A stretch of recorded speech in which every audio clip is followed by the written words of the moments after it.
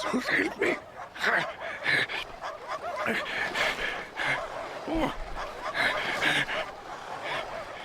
Azus, you will help your lost child. Azus, it is Leoric. I know not many who are wishing or knowing of you, but I will, and I do, and I will spread everything that you wish to give. For those that seek knowledge, for those that seek the arcane, for those that perpetuate magic, I grant a boon. Hey, Chepi! Ray, what are you doing under the bed? It's kind of a long story. Hush, Chepi. No one's supposed to know he's here. Chepi didn't even know he was here. No one else is gonna know that he's there. Yeah, He's hiding under the bed. Yeah, we're supposed to keep it that way, though. You know, hush, hush. I don't think he has friends here. No. About that, Chepi asked that guy for help to find Leoric, and Chepi paid him money. A lot of money. Like, Chepi paid probably like 9 gold. Ray, are Chepi's fingies gonna fall off? No, they're gonna be fine. We can cut them off. I say as I'm like making up a bed, you know, getting ready. Let's not get to that point. So what the cold does that to your fingers? I mean, I don't know what's gonna happen to them. Yeah, no, I've seen this happen before. I mean, I don't remember what happens after or anything. I've just seen it before, but yeah, that doesn't look good. Chepi hasn't slept in a long time. She spent a lot of time outside and had to concentrate and stay awake. Yes, go to sleep. I can take a darling. watch. Yeah, that's fine. Yeah. I want to take a watch as well. So Okay. You have a preference for who goes first, or you care? Whenever. Okay. I just wish I could share it somehow. Beyond moments in battle. I'm still very surprised I've come to care about Ray. I did not expect that to happen. He's only the second person after Moonbrook. I look at her hand a little bit longer. And I'm really struggling with this. But I'm gonna take the dagger off my hip. And I'm going to start to try to cut off her hand. What do you Out do? of the way. What are you doing? She did what she had to. What do you mean? She saved had to? her. Out of the Chepi's way, Nissa. Let me hand! see. What happened? Right, can you Why heal is she her? attacking her? Chepi's hand! Heal her! I guess. And he's gonna You pull did himself. what? You healed her. Ray's gonna What pull is himself wrong? out of the What bed. is wrong? You cut her hand off? She was get gonna out of the lose- way. Get out of the way. Get She out of was the way. gonna die. This There is kinda- no understanding. She should have consulted us all. No, I didn't.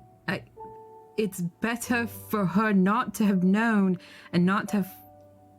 She was sleeping. She didn't feel There's anything. better ways to do stuff, Moonbrook. This was gonna happen. Oh, yeah? Well, you should have fucking did it. She would have died. No, there's I was no. gonna I mean, wake you up.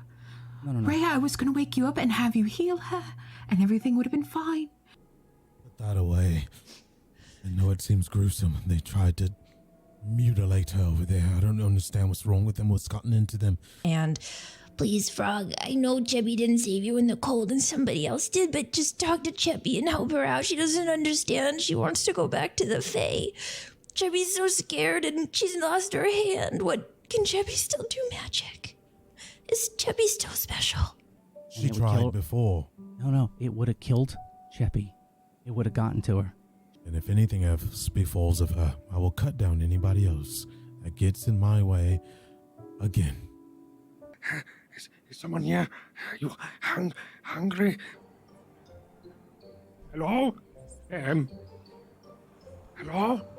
As he tries to realize. Yeah. Uh-huh. Yeah. What am I doing? What am I doing? Yeah. It touches your forehead, and you are given a magical gift. Warmth begins to radiate in your body. Is a fox, and the chewinga is on its back. Oh. Yeah, wow. Okay. All right. The fox takes off. Okay, and Leoric tries to steer these dogs. Chase. You give chase.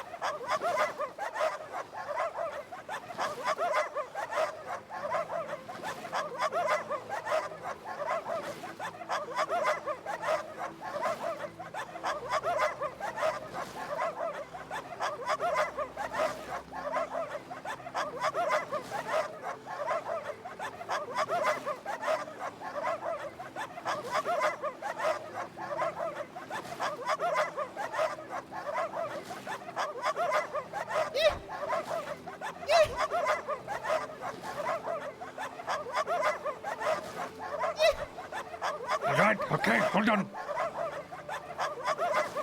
I can barely see you. Slow down. Slow down, little one. Slow down. I can't see you. Come on. All right. Okay, over here.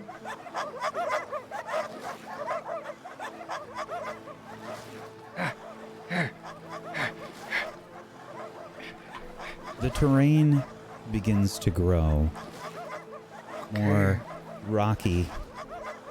You can see some caverns and some rocky outcroppings. The elevation begins to increase. You can see some valleys and such ahead of you. Just barely though, Leoric, because your lantern of elemental tracking only reaches so far.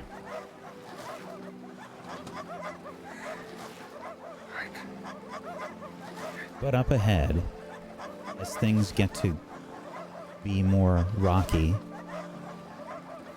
you can see that the chewinga atop the Arctic fox begins to slow down.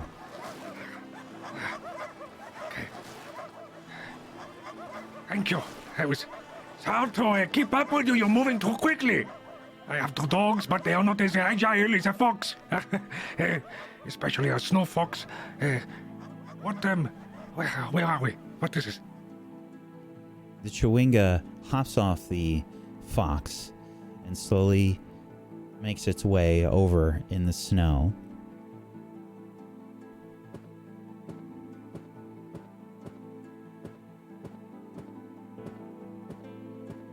Its little figure approaching your sled, closer and closer. It climbs up, slowly but surely, in front of you. It raises its little index finger to its masked mouth over its lips.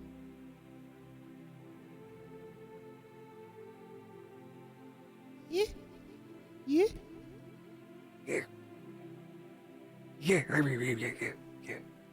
And it hops onto your shoulder, pointing. Oh. about the fox? You gonna keep the...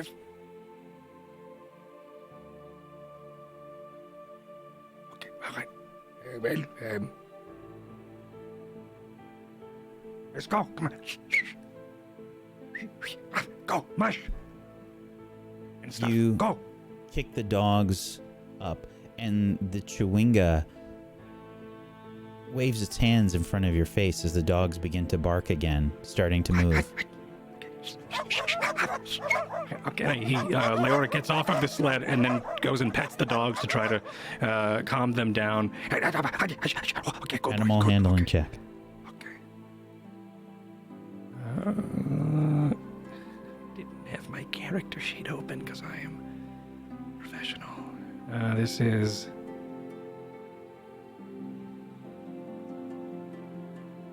The dogs continue to bark, and the sled starts to take off without you. Oh, God. Yeah. Do you run after it? Yes, yes, I run after Athletics it. check. No, this is bad. Perfect. It's so heavy, the snow is... Oh, it's in my boot. It's in my boot. It's cold, it's very cold. You lose sight of the sled. Oh, no. Okay, now what?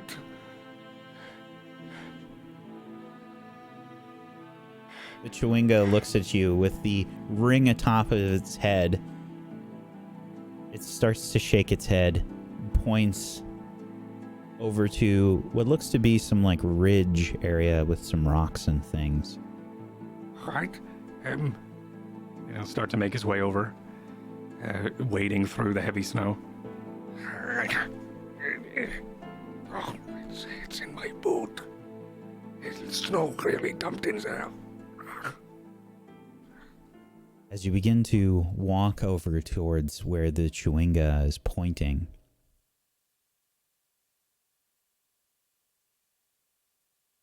you can't see very much. It's almost pitch black out, and this landscape is difficult to see any detail on. The rocks up ahead give way to some cliffs and what appears to be a decline. Please make a perception check with disadvantage. Okay.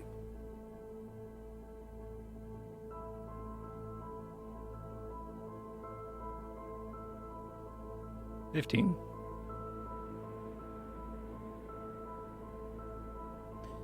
You think you can make out some lights up ahead. They're difficult to see, but as you begin to make your way over towards the ledge and some rocks,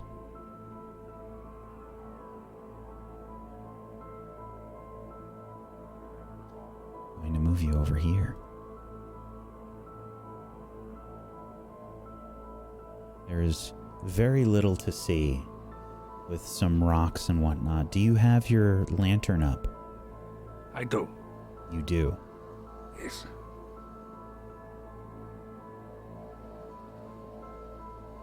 Right. With the Chewinga nearby and the Arctic fox sort of nibbling on its tail, just barely in the distance, you can see the light of what appears to be some very small campfires. Very small. I think Leoric, in excitement, hello, and then he tries to swallow his yell, knowing he should be quiet and also uncertain of the landscape and how loose any of the snow could be. I think he then, so there's a cliff to my south and to my north or my east. What is this? What is that? Is that a? Is that looks like cliff? a large rock. Okay. Okay. I will. I think he's going to start to try to make his way around. And is this a rock over here? Sorry, that should have been input. There you go. That's with your lantern. Yes, there are some rocks and whatnot around. You're making your way through some of the heavy fallen snow with your snowshoes.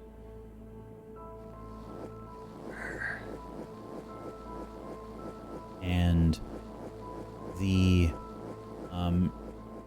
there's ice and rocks and stuff all about you, but you did see some a campfire or two to the far east from where you were. There is a cliff that's sort of to your southeast. You came down somewhere from the northwest. All right. How far is this cliff? Can I see The bottom? Yeah, I think it's probably about 15 feet or so down on the south.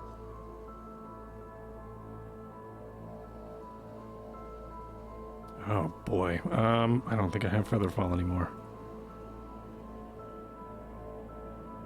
Which would have been great. I think with a 15 perception check, you saw that around the rock to the west, there appeared to be a way down. All right. I will then make my way over here.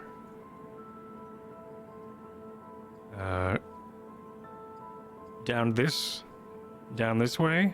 Mm-hmm. Around the rock to the west, north and west around the rock, there was appeared to be a way down. The Chewinga seems to be following you. The Arctic fox is nestled against the rock. All right. Yeah,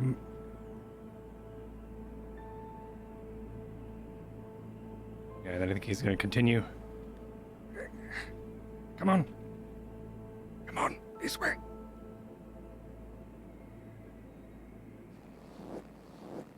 He's going to hug the walls. You said to the east is where I saw these campfires? Yeah.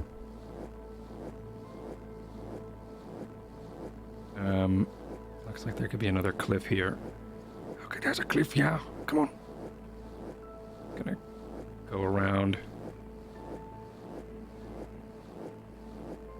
Do I see these tracks?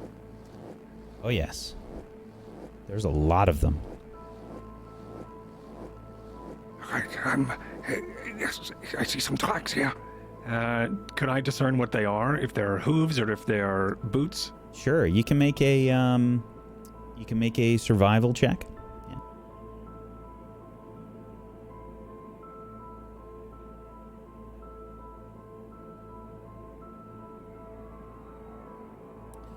So I think what you can make out is that there are a lot of them. Mm-hmm. There are some large ones and some small ones. There also appear to be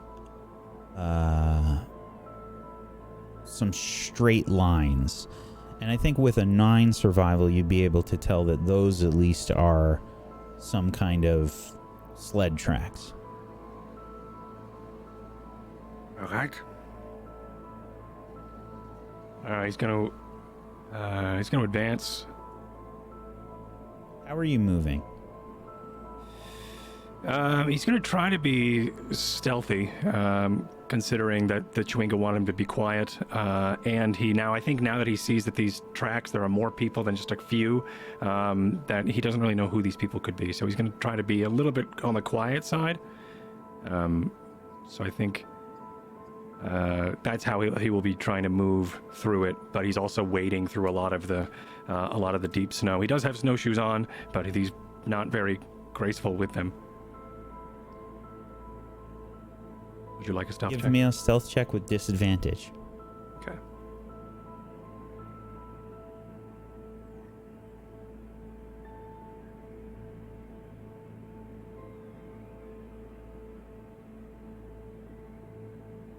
Seems about right. I got my foot stuck. There's still snow in my boot. It's cold. Hold on. And he's going to stop for a moment. He's going to take off one of the snowshoes and then also probably hop around on one snowshoe as he's trying to empty the other shoe of moisture and ice. And then he's going to fall back onto his back in the snow. Please select your token and roll initiative. Okay. My golly. And this is the end of Leoric.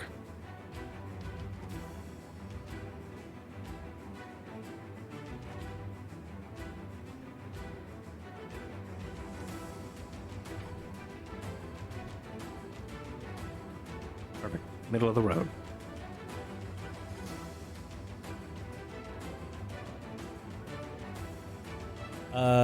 Give me a perception check. Well, actually, no.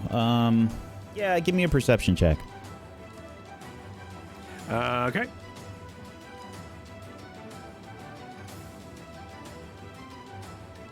Well, Okay.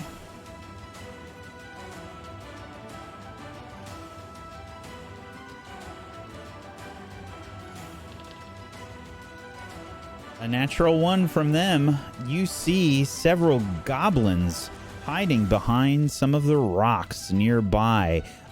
Maybe you didn't see them because your vision's pretty bad. But I think maybe you heard some like... And without being able to see them, I think you heard the noise before when the fighting began, before the blizzard. That is the sound okay. of some goblins. Okay. And they need to roll some initiative here.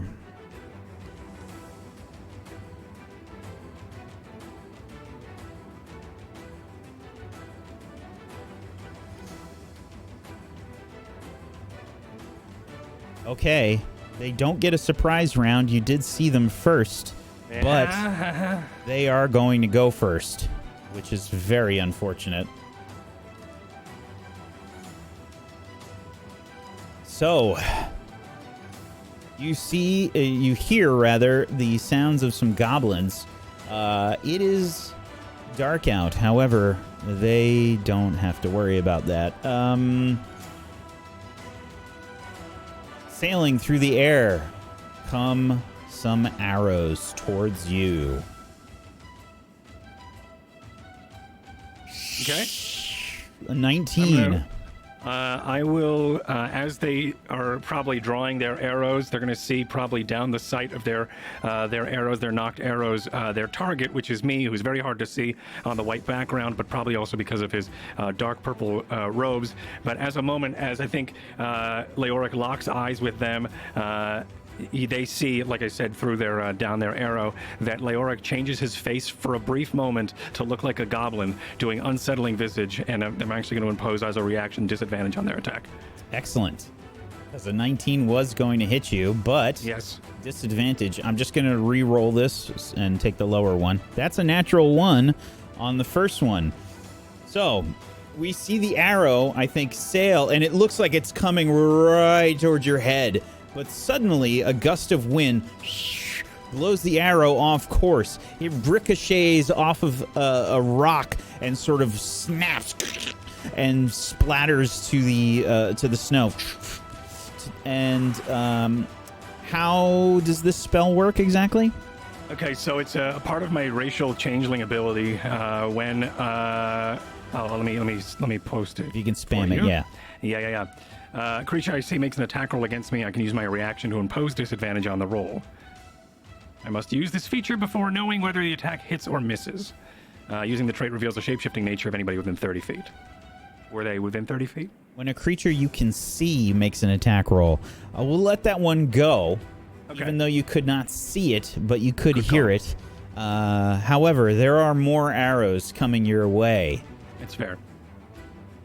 The next set of attack, it would just be a regular, normal one, headed your way. A short bow, 14 versus your AC.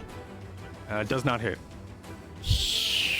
This one's perilously close, though. I think it actually hits part of your like your pack or something, and like you see like a hole go right through the pack as the arrow narrowly misses your shoulder. Another arrow is loosed.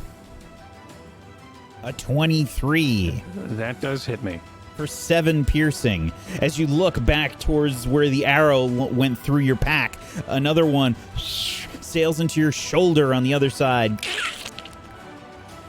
And you take 7 piercing damage. It's your turn, Leoric. What are you doing? Changes things. Well, okay. Oh boy. I think I look at the Chewinga for a moment and try to read them.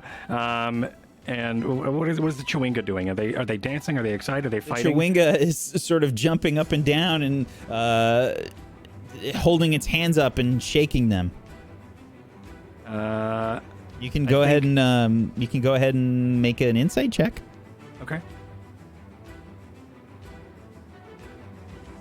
With a 10. Oh, the Chewinga looks terrified. Okay. I think Leoric gets hit with the arrow in the shoulder, and then he kind of grabs it and he looks at the Chewinga, tries to read the Chewinga, and then he falls down flat on his back comedically. And as he does, he snaps the arrow where he tries to and tries to snap it. And as he does, he I think with one hand he tries to snap it. It's too painful for him, so he yanks it out as quick as he can, and then he's going to cover the wound that is actively bleeding and try to do a cure wounds to himself, laying on the ground in the snow, probably prone, because that's just the most cover he feels like he can get as he's going to cure his wounds. And I do that from my spells in the core page. Right? Yes. Nice. So I'm back up to 13. Yourself for 8. Are you doing anything else on your turn? He's going to then... I'm going to use my... You're prone right now. Yeah, I'm going to use my movement to just get up, but still, like, hide, but not prone on my back. So he's still going to use the snow as cover. You but can I can't really either do any a other stealth actions. check or a performance check. Or, I'm sorry, a deception check. A deception check or a stealth check here, depending on... Okay. I kind of heard 2 different things here. Well, it's going to be deception. Okay. 21.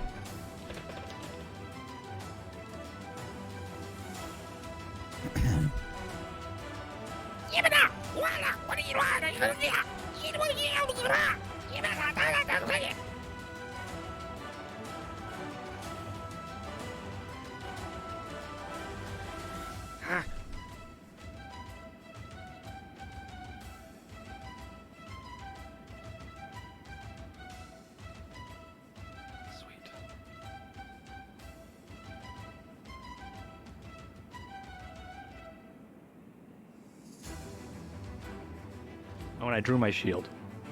It's just narrative. Where is the shield on your body? It's on my back, so as I think I fell, You drew your shield, though, so you have it on your arm? so I have it on his arm. Okay. Yeah, his left arm. The goblins start to come into your line of sight. You see 2 goblins that are approaching you with scimitars. The one that's right in front of you sort of rushes up to you and sort of points to you. The other one that's behind it says, you can hear another voice.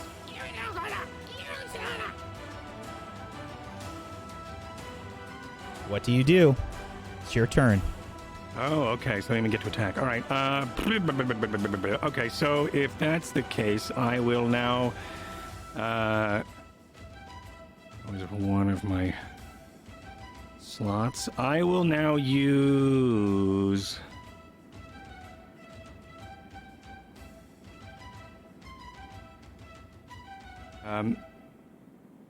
He's gonna hold up his shield, and as he does, he's gonna grab it, or he's gonna his hand and his palm start to radiate a purple arcane energy, and he grasps the metal around the wooden shield, and the tar starts to glimmer as well.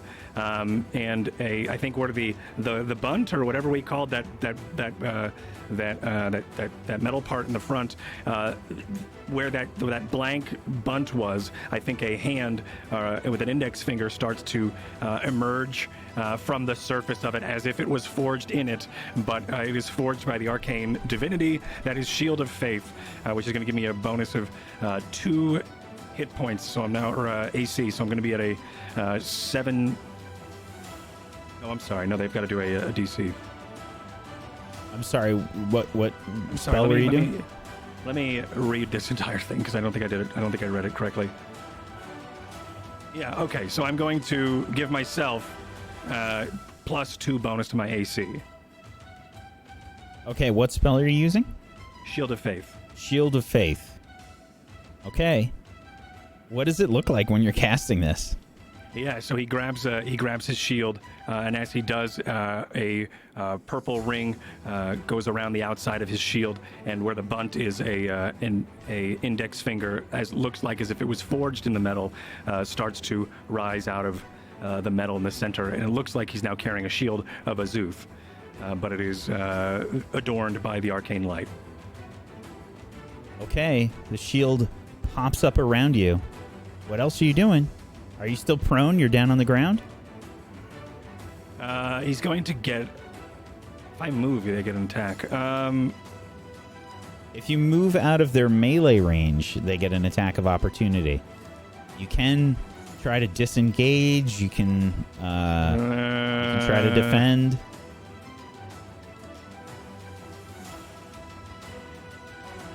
I will... disengage. No, I will use my dodge action. You're going. So you're going to stand up on the ground. On the ground, I'm going to then dodge from the ground. Okay, you are So dodging he's, like, on from his the back, ground. Shield of Faith on the ground, and he's still like, I picture him rolling around and hoping to get up at some point, but I think in his panic, he's just going to. He's going to be on the ground. Dodge action. Okay, you are rolling around on the ground.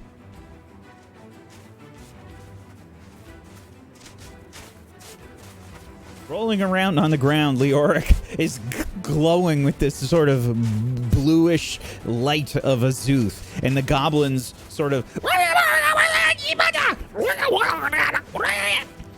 And the one that's right next to you is going to try and swing down with a scimitar to try and hit you.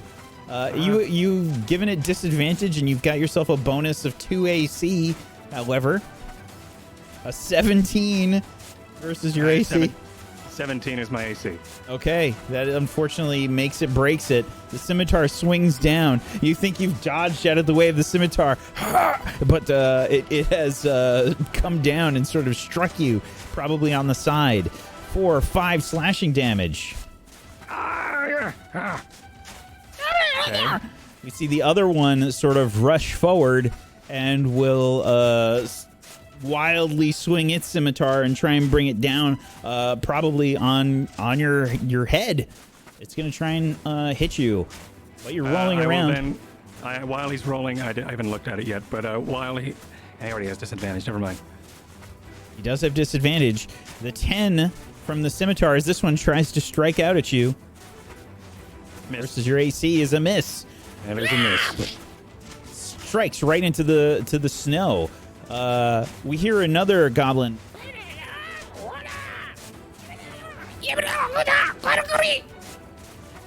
And we see another goblin come into view. It also rushes up to you. Help me. Okay. That's it for its turn, however. And now we're on your turn, Leoric.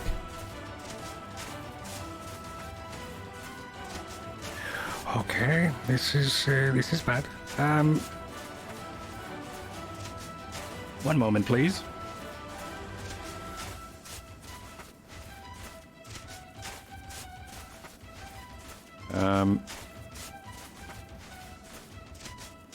Leoric's gonna stand up, and as he does,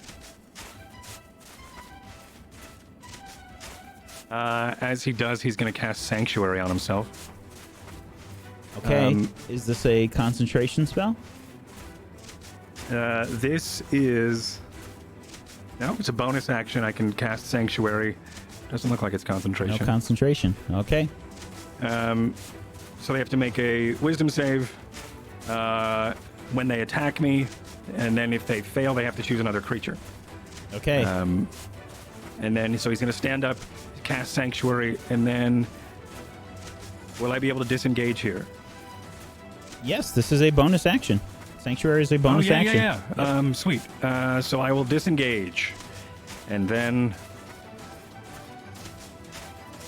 You disengage. And Yeah. we see Leoric like stand up. That's half your movement to stand up. Okay, what's my movement? I don't know what to do with my movement 30 now. is usually. 30. So you can still move 15 feet and disengage. Great. All right. Yeah. Where's my ruler tool? Okay.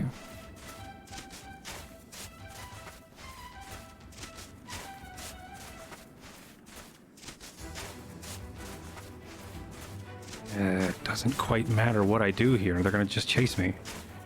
I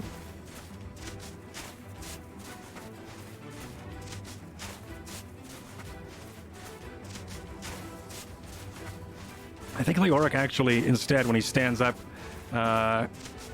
he's now... Instead of using the disengage, I'm going to actually fire at one of these people. I don't think there's any way I can run away from them. You're going to do what now? Use a firebolt instead. Okay. So as a bonus action, he's going to do a sanctuary. And I think as he does, maybe he grabs a handful of snow and throws it in the air. And as it does, it twinkles as if snowflakes not do or fresh powder disengaging. does. Not disengaging. And then he the glitter from the snow starts to turn into a purple radiance that turns into an arcane fog that is around his person just for a moment.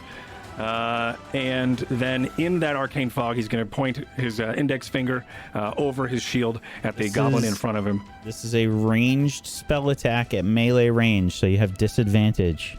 Yeah, it's true. I don't think I have anything else that I can do. Yeah, all right.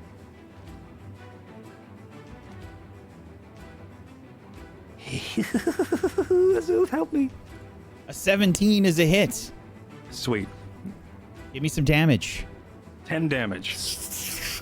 How do you kill the goblin in front of you? Yeah, so I think as he throws the snow in the air, the snow glimmers and turns into an arcane fog that wraps around him. And I think in this moment he is confident, and he puts the shield in front and he lines up his finger as if it is like a rifle on a bipod or something. And he just down the barrel of his finger shoots a flare of arcane energy into the face of this goblin. And I think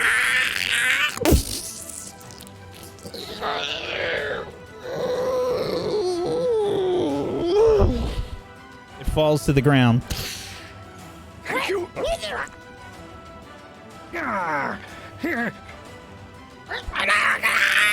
You see the other two goblins hold up their scimitars, all rusted and gnarly. Okay. Is that it for your turn, Leoric? That's it for my turn. Okay. Go top to bottom here. The goblin on top to the north will raise its scimitar, but it has to Before get through you your swing. sanctuary. Yeah, it has to get through my. Yep, it has to get through my sanctuary.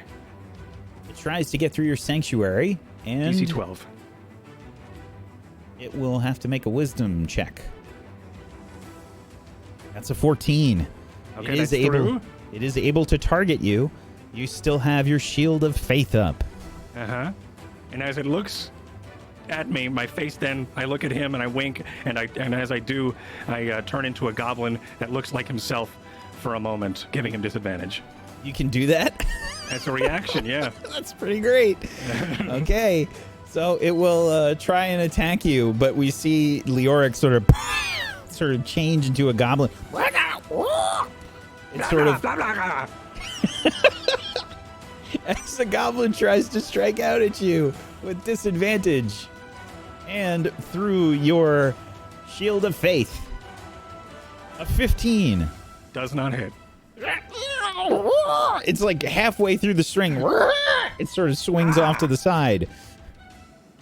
Sweet. That's a miss. The other goblin to the south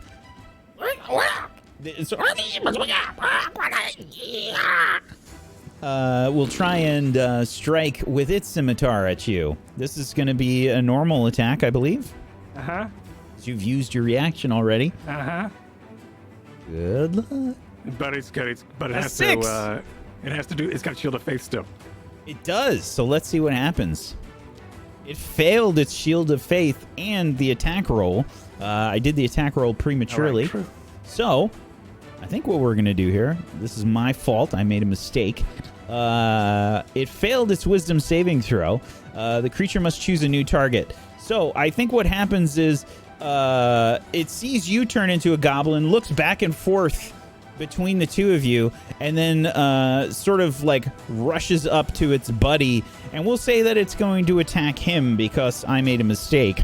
And the 6 will miss, however. Okay, that's fine. It just... It swings its scimitar and misses. It's your turn, Leoric. Okay, wowie. Okay, what do I do here? I was not expecting it to work. I have also other spells, maybe? He's going to.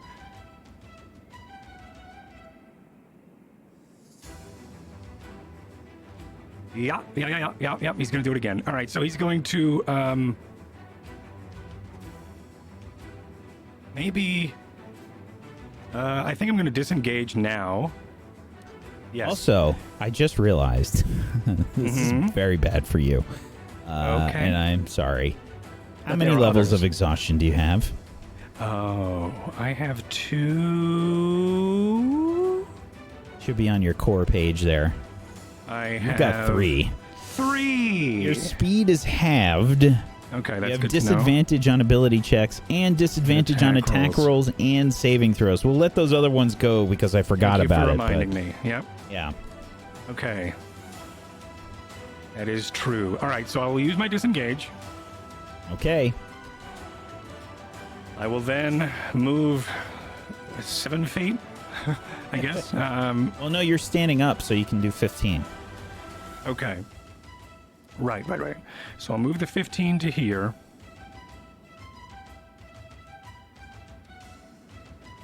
Pardon me. And as I step over the Chewinga, and I will fire over the Chewinga with a firebolt. Okay. You can barely see the goblins. There's only one that you Yeah. can see that's kind of in your vision. I'm assuming you're going to aim at that one. Yes. I am. Okay. You have Did I disadvantage. do anything else? What's my... Hold on, what's... I have 8 hit points. This is very silly. Okay, let's just try it. Yeah. The firebolt sails out, but I think as it sails out, it sort of putters out. You can see your sort of shield of faith, your glow sort of dips for a bit, and you get like a little lightheaded. And before the firebolt gets very far, it just kind of dissipates.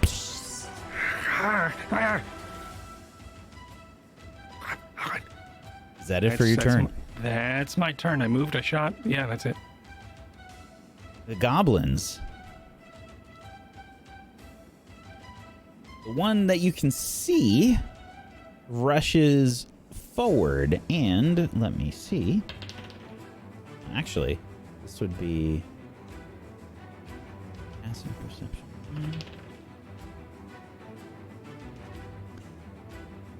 It starts to rush up towards you, but sees the Chewinga.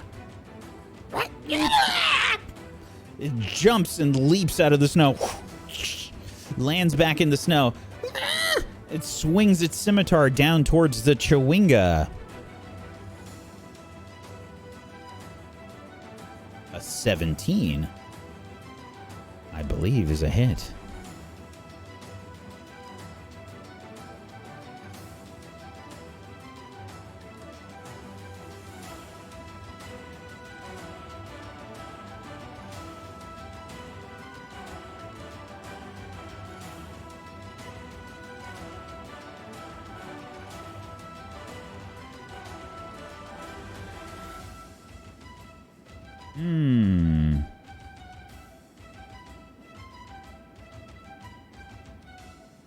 That is a hit, unfortunately.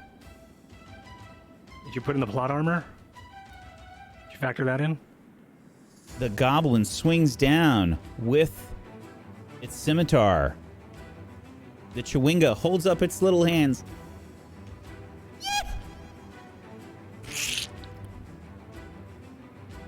Slicing the Chewinga in half. You suddenly feel much colder.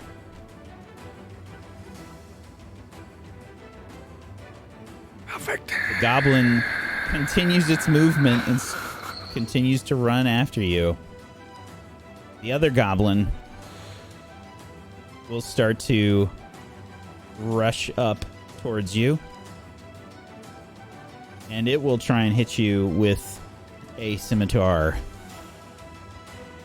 I will use my reaction. Okay. Also, they have Shield of Faith. Ah, does that that happens every time? Failed to say the spell doesn't more protect warded creature from area effects. For a, what's the range? Up to 10 minutes. Concentration. Yep. Okay. It's got to beat the wisdom saving throw. 12 is a success. It does beat the wisdom saving throw. What was your... I cast Firebolt, though, so does my... If I cast another spell, doesn't that break it? It's not a concentration. No, okay. Concentration up to 10 minutes, Shield of Faith. Yeah, but Firebolt isn't concentration. Oh, got it. Okay. So... What was that? What was your question? You said you were going to try and react with something. Yes. So the DC was 12, which you hit, so I will then use my reaction to change into another goblin and try to confuse them. Okay. Giving them disadvantage. Disadvantage. You change into a goblin, and this one... A 9. It swings at you, but you've already gotten out of the way. It misses. And it's your turn, Leoric. All right. I can't believe that Chewinga died. All right. Crap. All right. I think Leoric is going to quickly grab an arcane needle out of the air, and he's going to he's going to then press it into his shoulder where the scimitar sliced him, and then he's going to then hold his hand up as if to as if he was like telekinetically making it stitch with his mind.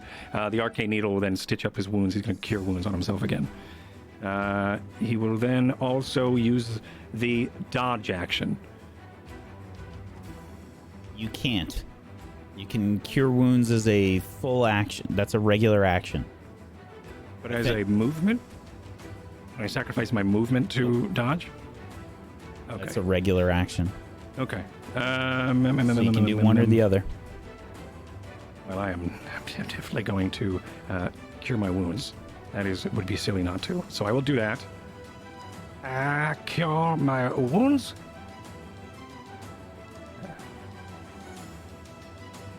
For 7.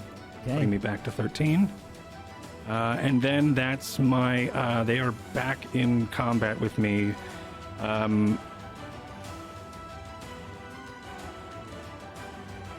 I will stay here. I'm going to hold my ground. Yes. Okay. Yeah, I'm going to hold my ground. That's it for your turn. It's my turn. The goblin up to the north will try and hit you with a scimitar. It's got to beat your wisdom. It's got to do a wisdom check, rather, to beat your Shield of Faith. And that was a 13, which does beat it. It does, yeah. Scimitar comes down. A 10. He's going to... And it misses. Misses off to the side. You dodge. The other goblin will try and attack you.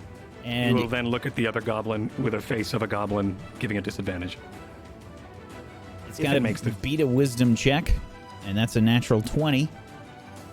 Okay. And now it will try and hit you with disadvantage on the scimitar attack. An 18. All right, that hits. Hits you for 5 slashing damage. This is terrifying. Okay, so 5. All right. Leoric takes a slash across the arm. It looks pretty bad. Go ahead. He's going to then raise his hand towards the one to the south, and with an index finger, he is going to shoot a firebolt at it. And I have Disadvantage. Yep. Keep going to my spells instead of doing this. A 13 is a miss. All right. The firebolt sails out from your finger, but the goblin sees you raise your finger and just dodges out of the way. We see it sizzle out towards the snow and narrowly misses the goblin.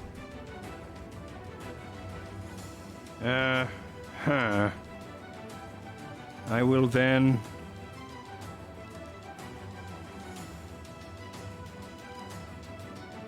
If I move here, is that an attack of opportunity? I'm still touching, right? As long as you do not get out of melee range. Yeah. Yep. I will do that then. I will shoot, and then while he dodges, I'm going to bolt through them to here. Okay. The goblins sort of turn around as you start to rush through, and the one on the north will attack with a scimitar. It has to break your shield of your sanctuary first. A 15 makes it, and it will attack with its scimitar. Also a 15. Does not hit. 17 AC. It sails out with the scimitar. You sort of use your hand to push its arm out of the way as it strikes, making the scimitar just barely miss you. The one to the south will try and attack you. Reaches back with its scimitar, and will have to get past your sanctuary. It tries to, and then it looks very confused. It's trying to bring its scimitar back, and it's looking at you very strangely, and it can't quite seem to look at you. Then it looks at its friend, and it will try and hit its friend. It rushes up to its buddy and will try and strike with its... Tries to hit it with a scimitar. And misses. And now it's your turn, Leoric. Leoric is going to grab the Chewinga's in 2 halves right now? Yes. Yikes. Okay, he looks down and goes, and then I think he's going to disengage. And run while they're fighting, and sees the opportunity to. Can I double my movement here? You can disengage? dash if you'd like. Yeah, I'm going to do that. Let me actually zoom out a bit.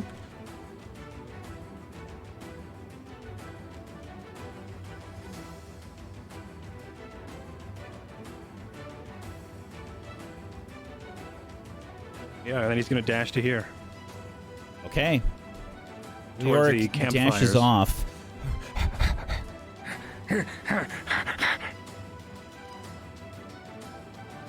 Picking up the little melty halves of the Chewinga.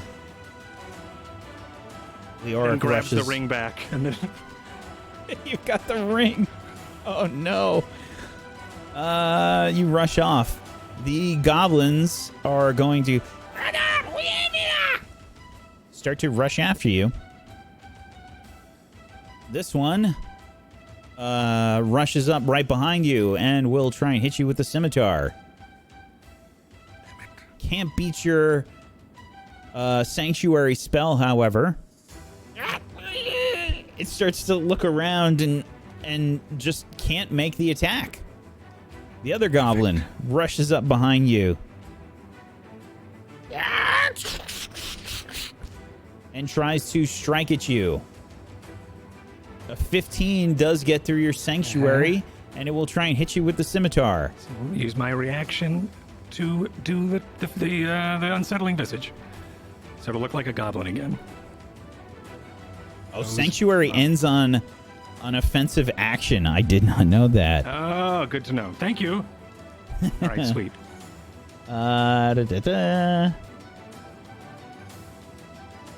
If the warded creature makes an attack or casts a spell that affects an enemy creature, the spell ends. Ooh. Well, Whoopsie, regardless, a 12 versus your AC. Yeah, that doesn't hit. Tries to strike at you with its scimitar and misses. It's your turn, Leoric. They're right behind you. Yeah, he's going to turn around. You can see the sanctuary-like effect end. Yeah, like a breeze comes by and blows the fog away. Damn it. And I think he's going to then... he's going to raise up his hand and fire a firebolt into one of these, hopefully. Disadvantage. With a disadvantage. Huh?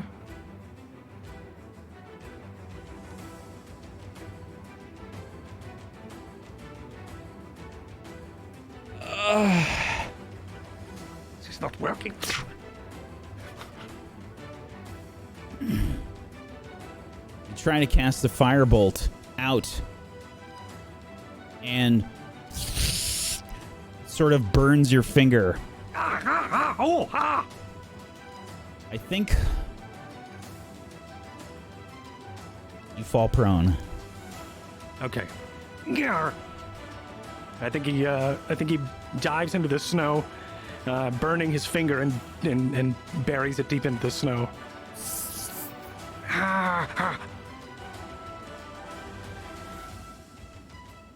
And that's my turn. The goblins, seeing you down on the ground, cackle with glee, as now they get advantage while you are down on the ground. While you are prone, melee attacks against you have advantage. Please don't. I'm one of you. And he's going to turn into a goblin again. And for this one, it's going to have, I guess it's going to be normal. It's going to cancel out his advantage. We'll try and attack with the scimitar. First one on the north. 21. That hurts. That hurts me. For 5 slashing. Yikes.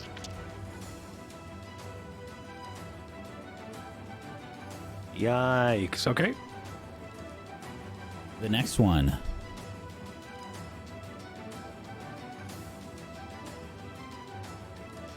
We'll try and attack you.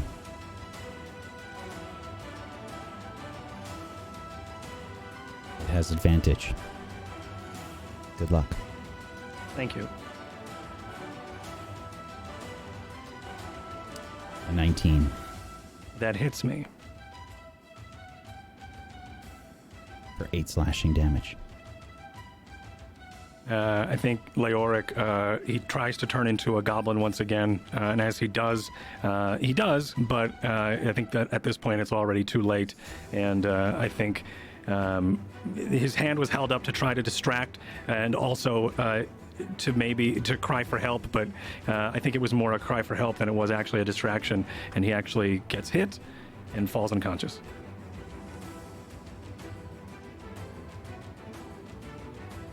Leoric falls to the ground.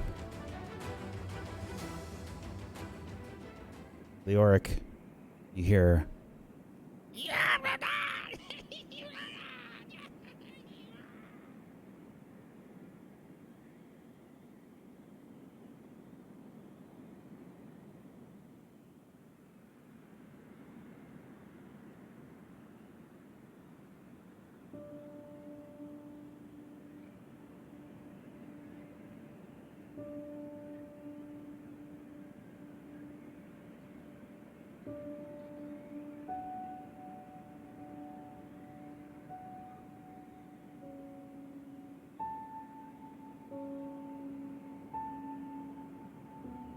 The faint sounds of goblins muttering resound through your head, Leoric.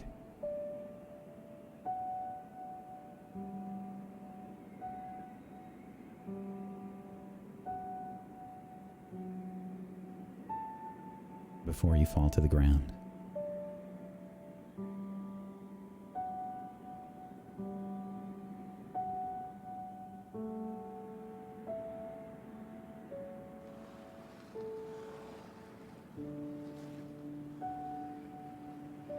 Please make a death saving throw.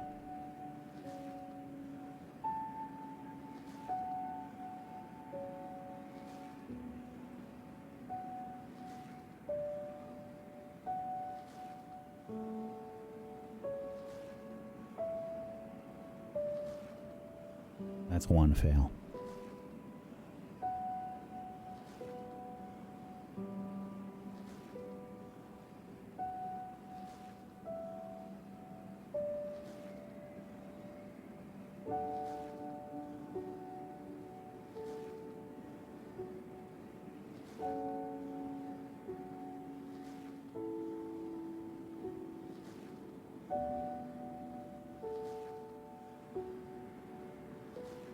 Please make a second death saving throw.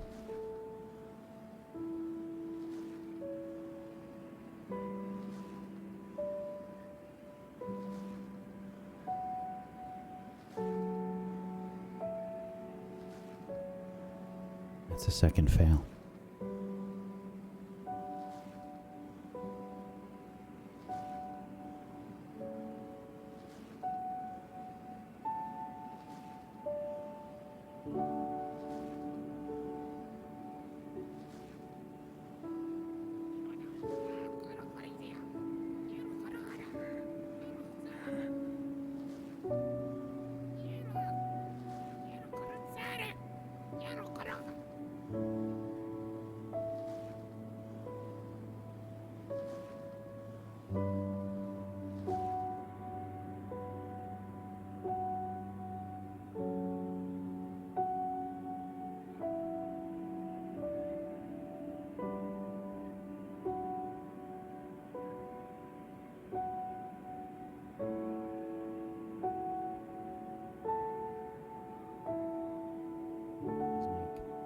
Please make another death saving throw.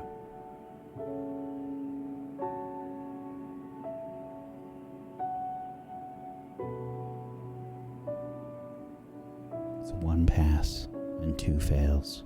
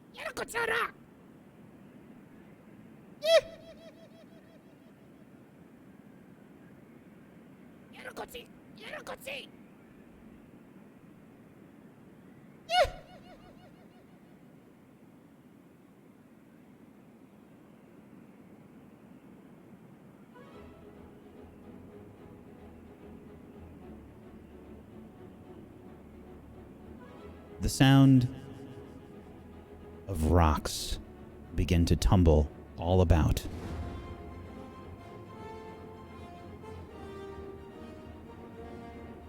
the familiar sounds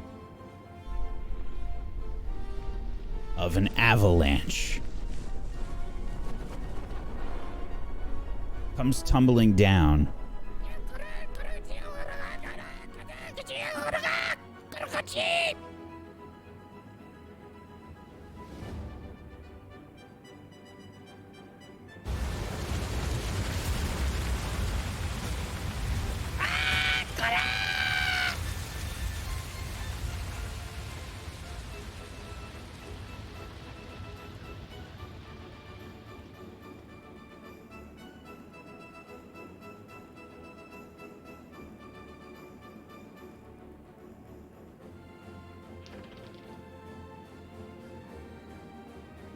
Please make a death saving throw, Leoric.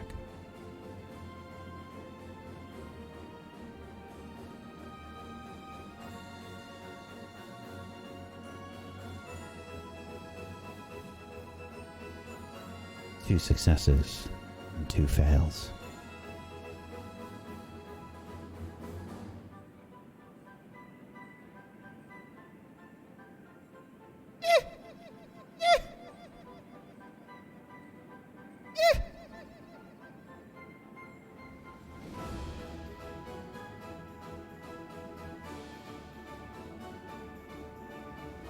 Please make a final death saving throw, Leoric.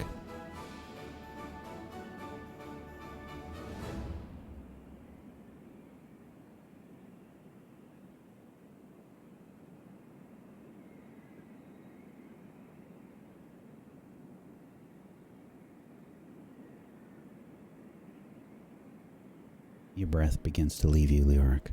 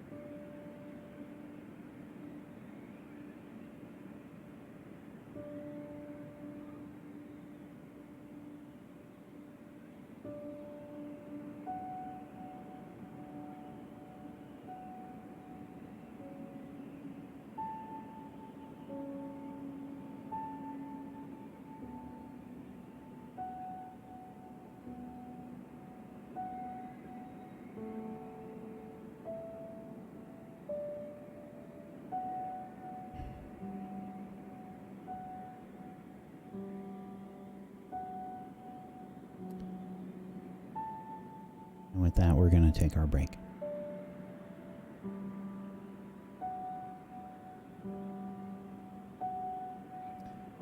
Please make sure you follow all of these wonderful people. Get on and over to tablestory.tv/Rime, R-I-M-E, to go follow all of them. Please give them a follow.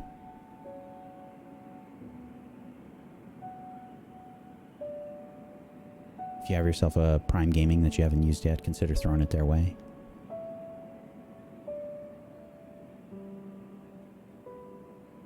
But otherwise, we're going to have to take a little bit of a break here, folks. We'll be back in a few minutes. Hang tight for more Rime of the Frostmaiden. Back in just a little bit.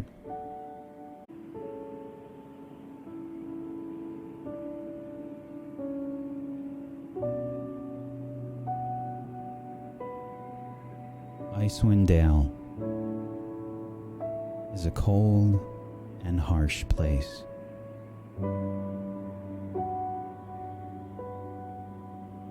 This anyone from the Dale knows.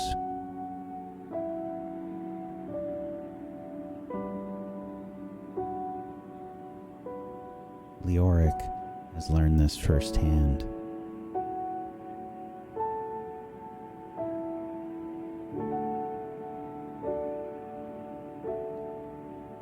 With a staggering breath, however, Leoric, you awaken.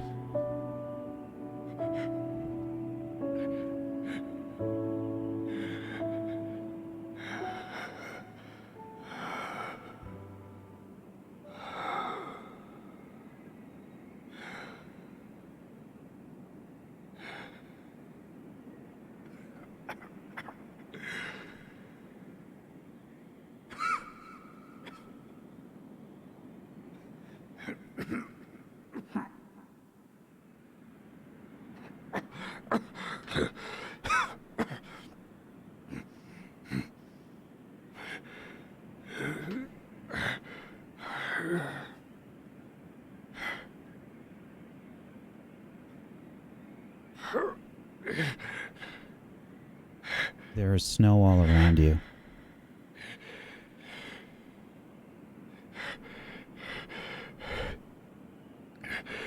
And you feel something strange in your hands.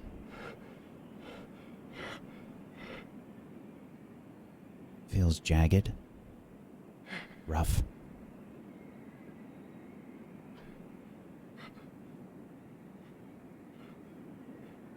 You can't really see. It's too dark in here.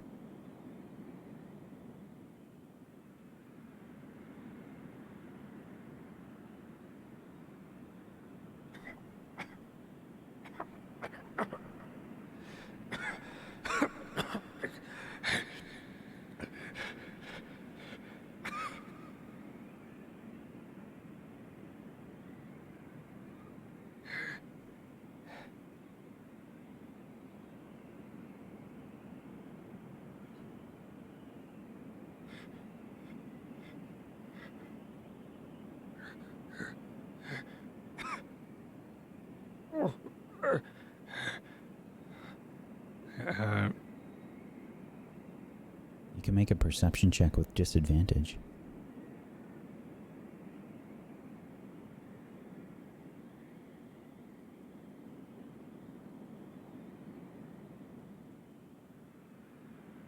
You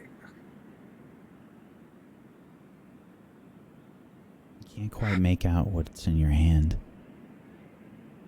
Feels sort of round, sort of jagged.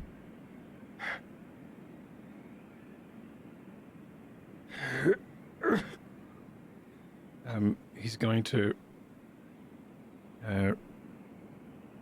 try and open his eyes, and as he does, the whites turn purple as he tries to pluck something out of the air, and as he does, it's the last of the arcane needles that he can, and he just kind of lets go of it, and the needle starts to dance and sew up his wounds as he's going to try to cast his last Cure Light Wounds for the day. Cure Wounds, excuse me. My 3.5 is showing. Go ahead and cast it. So, something's different and strange. When you reach out and try to summon forth the arcane-looking needle, there's a sort of very cold feeling, and separate from the temperature around you. Very cold inside this blanket of snow. This small pocket of air that you have. You feel this very cold sensation when you reach for your magic.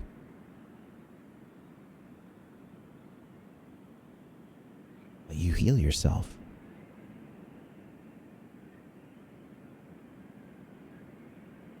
I think for a moment the light of the needle and the arcane glimmers enough just for him to see and gain bearings, seeing the textures of the rough hewn snow around the warmth of his body. I think he starts to realize where he is, and starts to recall the sounds, the noises he heard when he was slipping in and out of consciousness.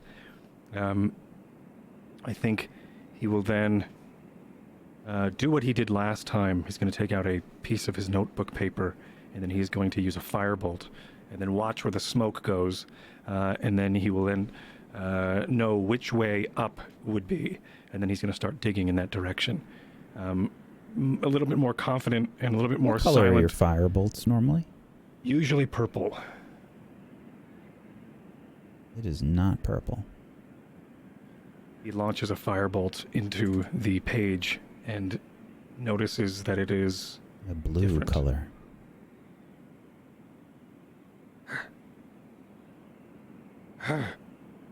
He doesn't think much of it just yet, but it was a bit odd. He watches the smoke as it starts to trail upward and then start to paint the surface of and melt the surface of the snow on above him, and then he starts to climb and a little bit more confident. And in this survival technique, he's still very weak, but his confidence is what kind of pushes him through, I guess, the icy grip of this dwelling.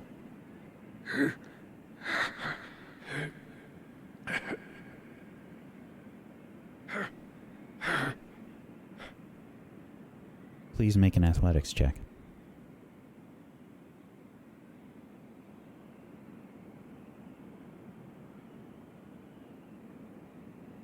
You dig, but your hands just can't seem to make any headway. His hands are probably burning from the cold, or at least aching and slow moving. And you dig, and you dig. What are you thinking while you are digging? I think he's usually thinking about Azuth in a time like this. He usually thinks about his faith, his belief. Azuth will get me out of this. But he did everything he could before in that fight. But also, Azuth was there, but Azuth wasn't all what saved him. There were times where his quick thinking his quick thinking prolonged the inevitable. But I think in this moment, for the first time, he's thinking for Leoric's confidence and his survival. He's trying to go through the motions of surviving this avalanche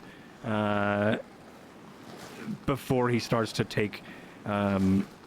He usually is blessed when he uses or when he utilizes Azuth's magic, but I feel like now when he's using a firebolt or when he's trying to use any of the divinity or the arcane divinity that he's usually channeled, he's not necessarily worshiping the power that has been gifted him, but I feel like he's utilizing it as a tool. It is just another shovel to get him out of this hole. It is not necessary. He doesn't need to thank the shovel every time he uses the shovel, and that's what's happening in this case. He's just utilizing it without a thought of where it came from or who gifted it to him. It is a part of Leoric, and that is how he is getting through it. He's very much in a Leoric mindset. Leoric needs to live, and he's unsure if Azuth or anyone will be able to help him.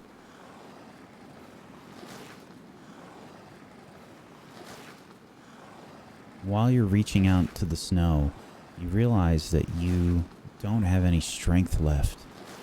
You can't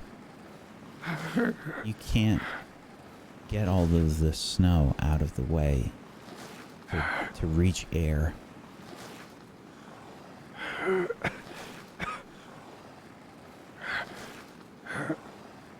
as you're trying to dig and your fingers just feel limp and they just don't have any energy left in them, the snow begins to part.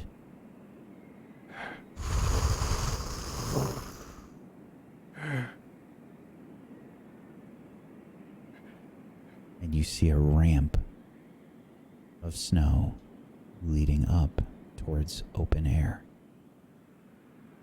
I think we look at Leoric and he's probably half covered, or like he's in like this swim motion, like on an angle. But as the ramp starts to emerge towards his feet, he climbs out of the hole or the niche that he's in, and then starts to clamber to his feet, and then maybe slip on the very smooth surface of this snowy ramp as he catches his balance a bit and starts to limp up this ramp, a little bit in shock. You can see fresh snow and rocks about you. The sight of maybe one goblin head frozen in the snow, sort of looking outwards with a sort of horrific scowl on its face. But it's not moving. I think he's going to go and And for the kick first time, the head. you barely see what's in your hand. It's a pine cone. It begins to crumble.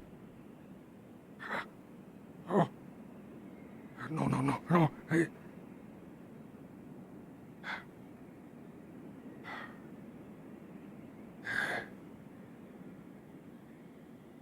Thank you.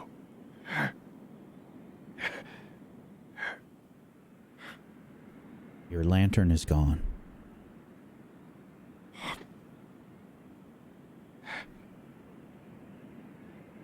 Right.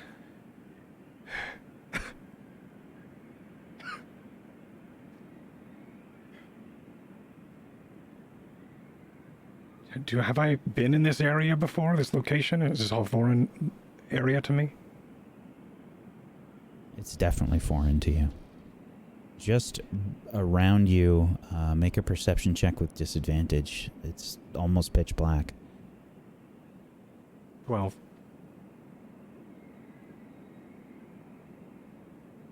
I think that's enough to see that there is a large ravine to your west, a sort of mountainous region to the east, and there is a small, looks like stone bridge covering the ravine. Lots of little sort of pieces of debris and stuff around it. You can see half of a goblin body just sticking out of the snow near the bridge.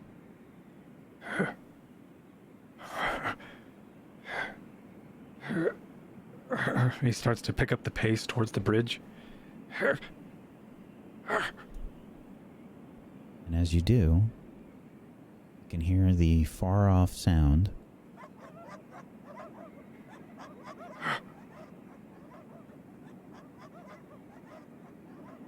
Which direction? Perception check with disadvantage. 20. Sounds like it's coming from the northwest.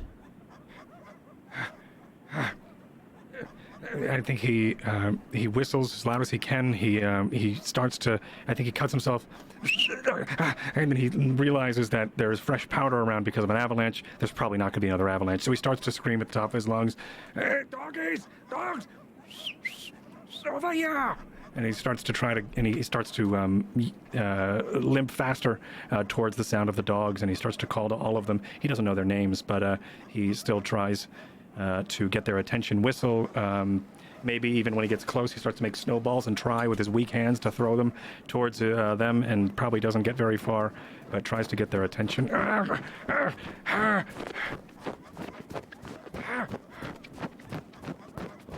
Rushing into the dark night of Icewind Dale, you hear the sound of the dogs get closer. Are these And the you same can dogs? just see the sled being pulled about by the dogs heading towards you. My sled? Or a different sled? Looks like your sled.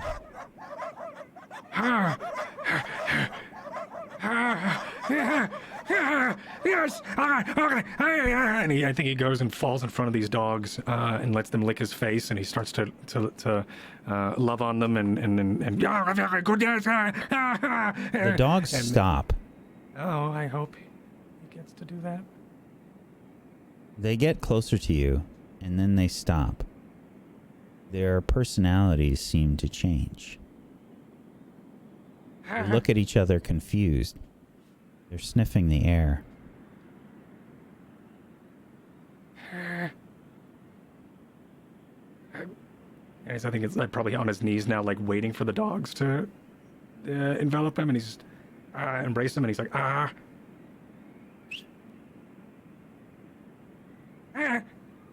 Come on. It's me, Leoric.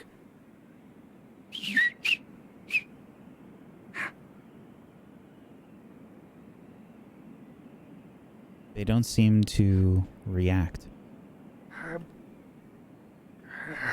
He's defeatedly and embarrassingly stands up slowly and then he starts to limp towards the sled and goes and tries to tousle the top of their head, give them a little pat, good dog, and see how and engage how they react. Make a charisma saving throw, please. 22. There's definitely some reticence, Dogs love me. Animals love me in this game. but the dogs sort of look a bit curious. They actually step back from you for a moment. And then one slowly wiggles its nose towards your hand, looking at you the whole time, very hesitantly, but it sticks its snout in your hand. Yeah. All right. Okay, it's me. Okay. All right. Now we must let's go. And he starts to make his way, still very confused and shocked, still very much traumatized by everything. He's sort of like, once again, on autopilot. He hasn't really processed everything, but he's going to make his way over to the sled and just try to get going, and he'll process everything on the way or wherever he gets to. But he's going to then, as if he's trying to get back to a place where he was comfortable, and the last time he was comfortable was riding on the sled with everyone. So he's trying to do that again and trying to get back into that mindset and back into that place. If you've ever been ever gone through some sort of trauma or something that happens and you need to, for your own sake of survival, try to get back to a place of comfort. I think that's what he's doing. He's trying to just get back to riding and getting on the sled and getting the sled moving, and that'll be the most comfortable he can be at this moment. So he's going to try to do that. Doesn't matter where he's going. He will then correct the steering in a direction, but he just wants to get these dogs going so he can have some sort of sense of normalcy. You finally get yourself going onto the sled. The dogs seemingly begin their journey.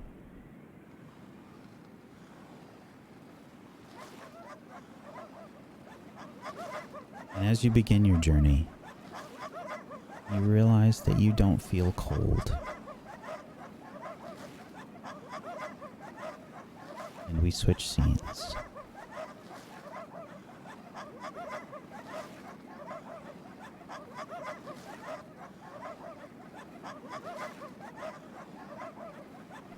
The group has had a very difficult night. The sacrifice is taking place in Tourmaline. Chepi lost a hand due to the frost burn. We come back to Nissa and Moonbrook. Chepi, I can't remember. Were you staying with them, or did you go with... I think you went with Teriel and Ray. Yeah, I'm with Teriel right now. Okay. And Nissa and Moonbrook. Chepi has just left. There's blood and a hand that I assume has been wrapped up on the floor.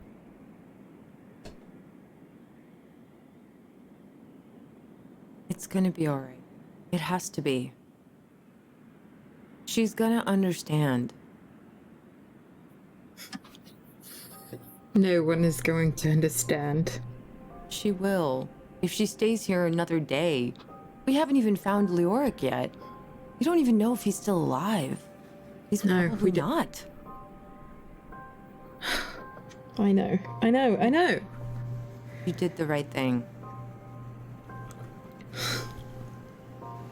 There's just blood. All I can smell. I can taste it. This is bad. This is very bad. It is. But it's better than the alternative. Is it really bad? Everyone hates me. Except for you. And then that's fine. I mean, I'm glad. But even you should be scared of me. This is Icewind Dale. You are the only hope I have here. I could never hate you. Yeah, you say that now. You say that now, but you don't know. And There's Moonbrook, nothing you could do, Moonbrook, and nothing you could tell me that you've done. You've proven yourself to me so many times. yeah. It doesn't matter. We all do what we have to do. I left my tribe. And they were everything to me. They were the only thing I had. They found me as a child and took me in, and I would have died. The only reason I have a life at all is thanks to them, and I left. We've both done things. We've all done things. This place, there's next to no hope here. You are literally the only thing that gives me any hope here. Please know that. And that's never gonna change. No, I mean, that is literally the nicest thing I've ever heard. I just worry that your hope is misplaced, you know? And Moonbrook gets up and she retrieves the hand off the floor. She holds it in her hands briefly before putting it in her backpack. And closing it back up before nervously sitting back down. We should wait until everything dies down and get you cleaned up. And me. Things will look better. No, they won't. Maybe they won't. But what else can we do? I mean, we could leave. We don't owe these people anything.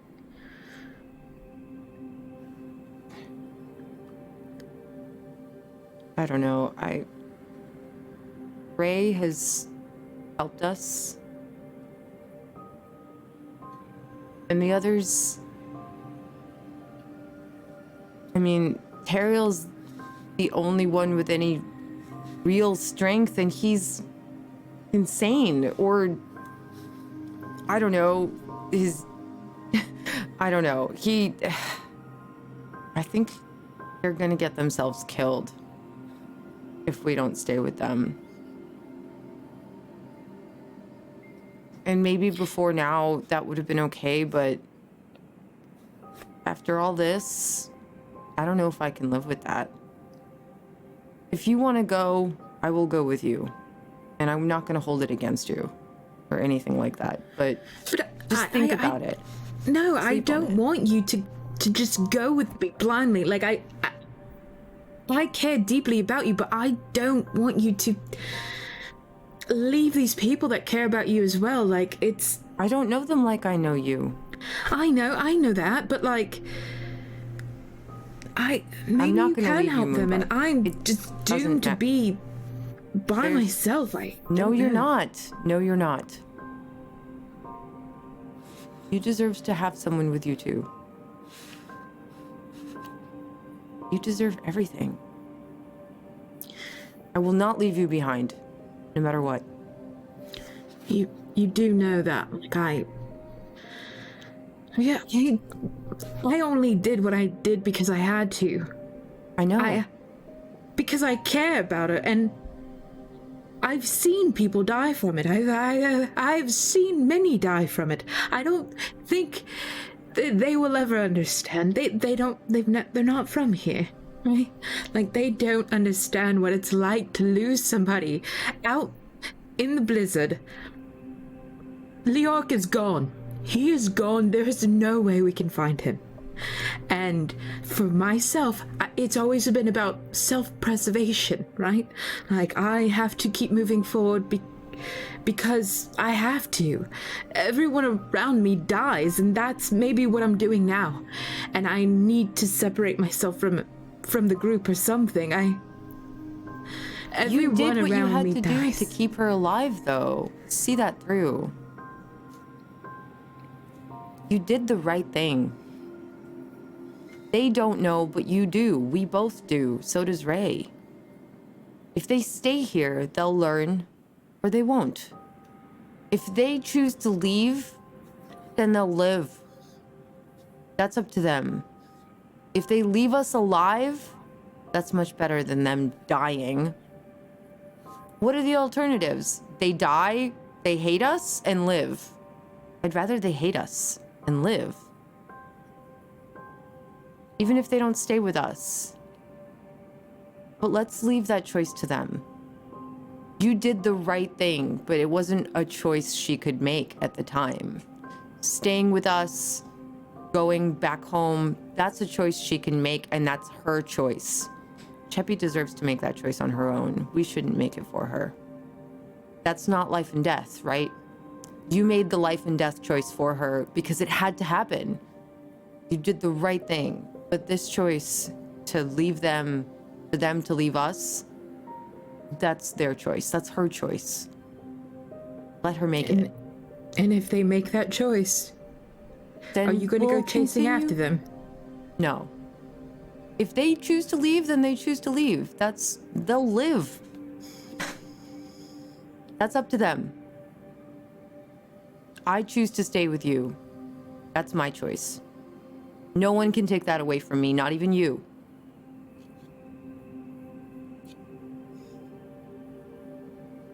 I wish you'd make a better choice. It's my choice. Even if your it's the choice. wrong one, it's what I choose. I won't leave you. Okay.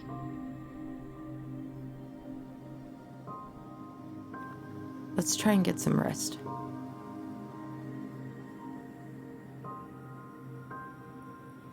Okay. The bitter cold is assaulting you throughout the entirety of this conversation. How do you sleep? It's just the two of you in here right now. Moonbrook won't, and she won't even attempt to trance either. Yeah, I'm too scared that she'll run off in the middle of the night, as much as I told her not to ever do that. So I'll stay somewhat awake. I'll just like, I'm assuming she's leaning against the bed, just kind of sitting there. I'll just sit with her. I feel like the blood that's covering her, like, kind of gets frozen a little bit in the cold, you know, like, and it makes it kind of hard to sleep, and plus her mind is constantly going. It's always harder to sleep on these nights, so. I just put one hand on her arm and just kind of lean back, but I'm not really asleep. I don't think I can sleep. You switch to the other room with Teriel, Ray, Chepi, Garrett, and Perilu. Chepi's currently asleep. At the end of last episode, she had dozed off. Yeah. Teriel is just kind of, he's trying to go in the meditative trance. He knows he needs his strength because he knows what's coming at hand. So he's just more of an alert trance. Like any sudden movement can wake him out of it or get him out of it. He's really up close to Chepi, trying to keep her warm, keeping furs on her while has wrapped furs around him. He's kind of just in a distant world right now. He's thinking about his trainings and all the scholars and stuff back at his old house. And what's playing in his head is constantly about saying no attachments. It's just constantly playing in his head because he's heard it so many times. But he's trying to. It's a faint sound. It's not heavy, like it normally is. He's trying to block that out, and he's just seeking inner strength and slowly but surely building up his mental barriers, his walls, and he's trying to make sense of it all.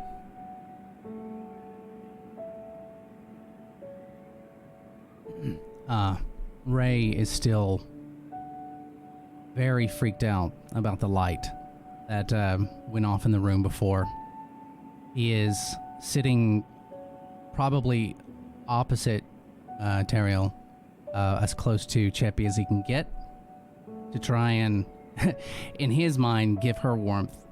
But he is wide awake, as alert as he can be, and just straining to hear for anything, any sign that someone's coming. Sure. Perception check. Do you have any levels of exhaustion right now? I do. I have 1 level. Yeah. So take that into account, please.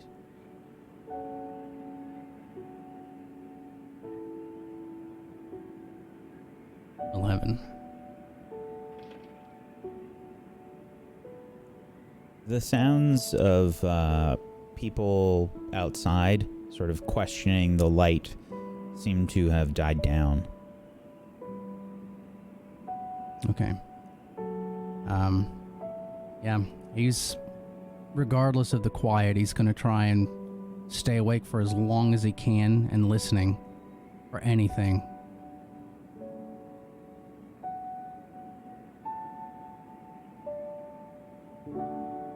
Teriel kind of like pops out of trance with this sudden feeling of, it's like a sharp feeling in his chest, in his heart. He kind of like snaps up and like,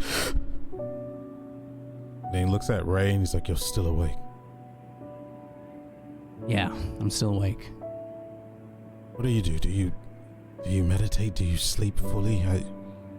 I sleep. I sleep, I dream. I felt something. What time? What do you know? What time it is here? Or is it time to leave yet? I doubt it. It's got to be a couple hours, but I don't want to look out. I just want to just be as still as possible. One of the longest nights.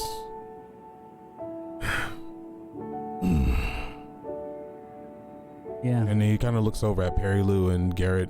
Are they sleeping or are they still awake? Yeah, they look like they're asleep. She'll forever view me as a monster, as she should. Ray, your lineage. Do you know anything about it? What do you mean?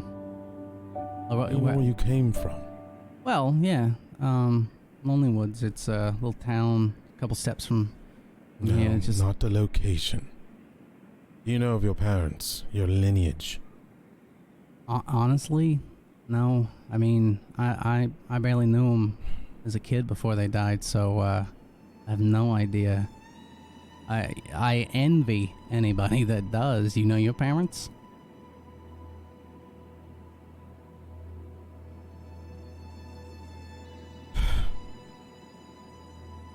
Know them. Depends on what you mean. I don't know the names, you know. What you know? Did you get a lot of hugs as a kid? I mean, I got this one memory, you know, of my mom just, you know, when kids fall, scraping knees, and she just gave me the biggest hug. Your mother, she Elwyn. Yeah. A moon elf, I presume, seeing that they are the most common in these lands. Your skin is quite bright. I can't remember her face.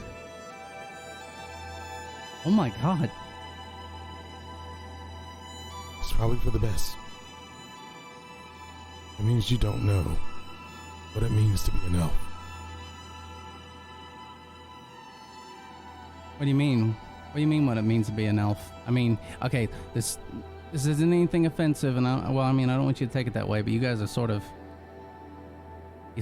stoic. You know, you get More like emotions. cursed is what we are. Many look at our long life, our lifespan as a blessing, but it is a curse, Ray.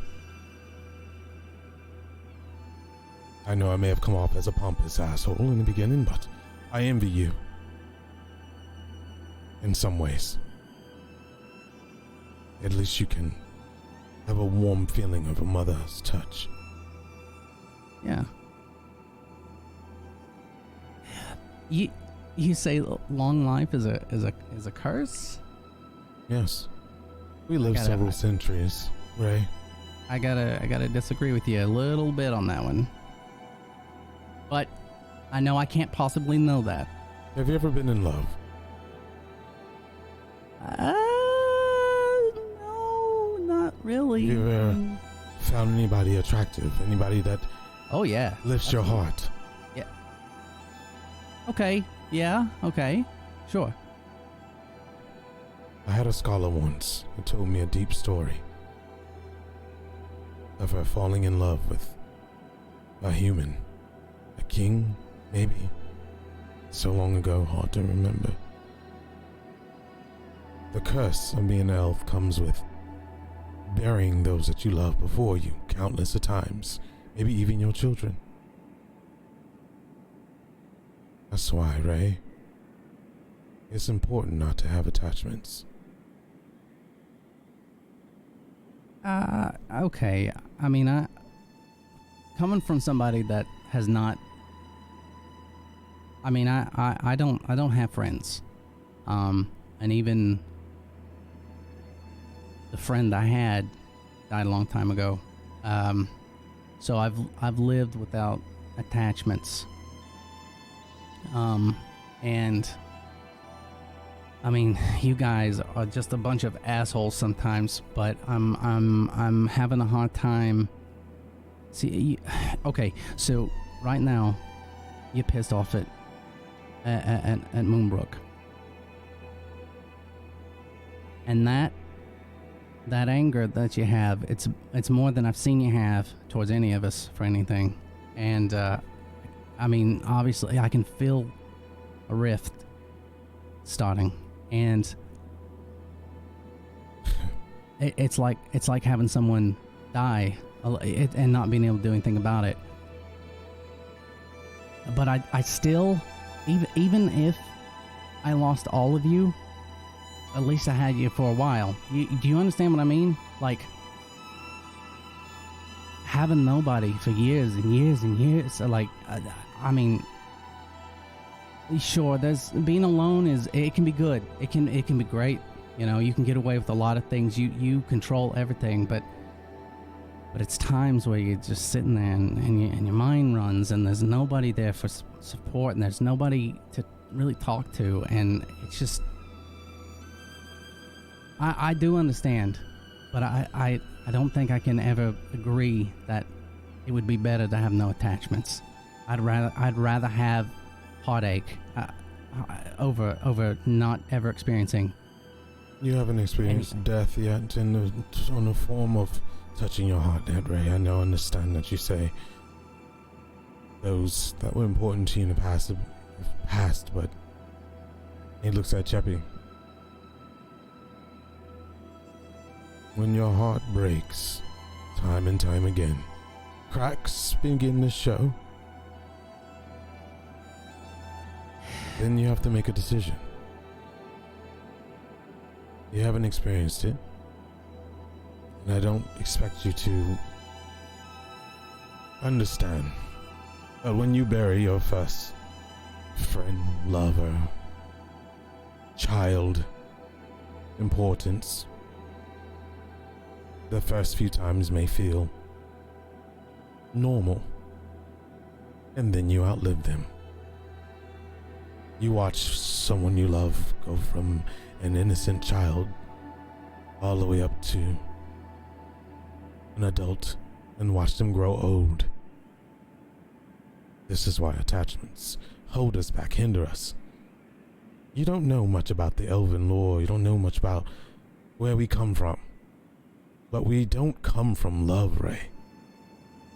We spilled out of our creator.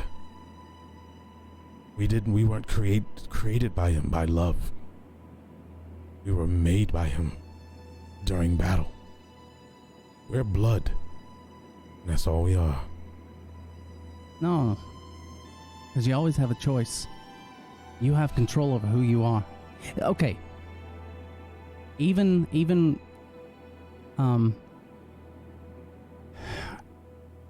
how close to death have you ever been? Are we talking recently or before? Well, was the cavern the closest you've ever been to death? That was the most pleasant. So you've been to that point. Let me tell you a quick story, Ray. And he gets close.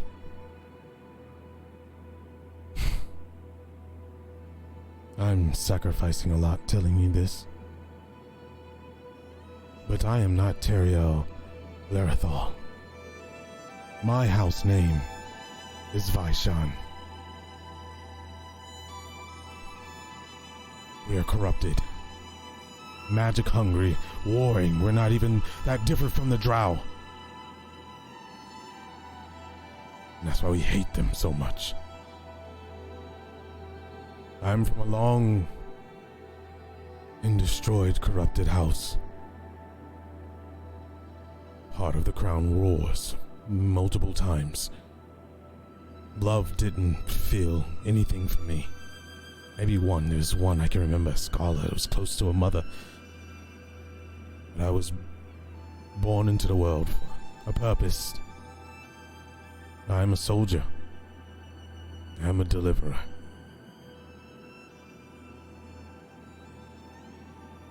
I am a weapon. We were split amongst our people. We are the closest things that we can get to divinity. Sun elves in all perfections are rotten to the core. Though we love those that are like us, and we try to do as much as we can, there's always one corrupted house.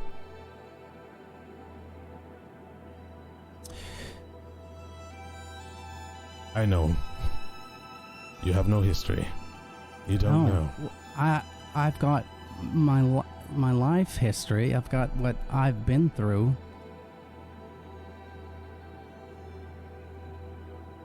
You told me something really, really personal.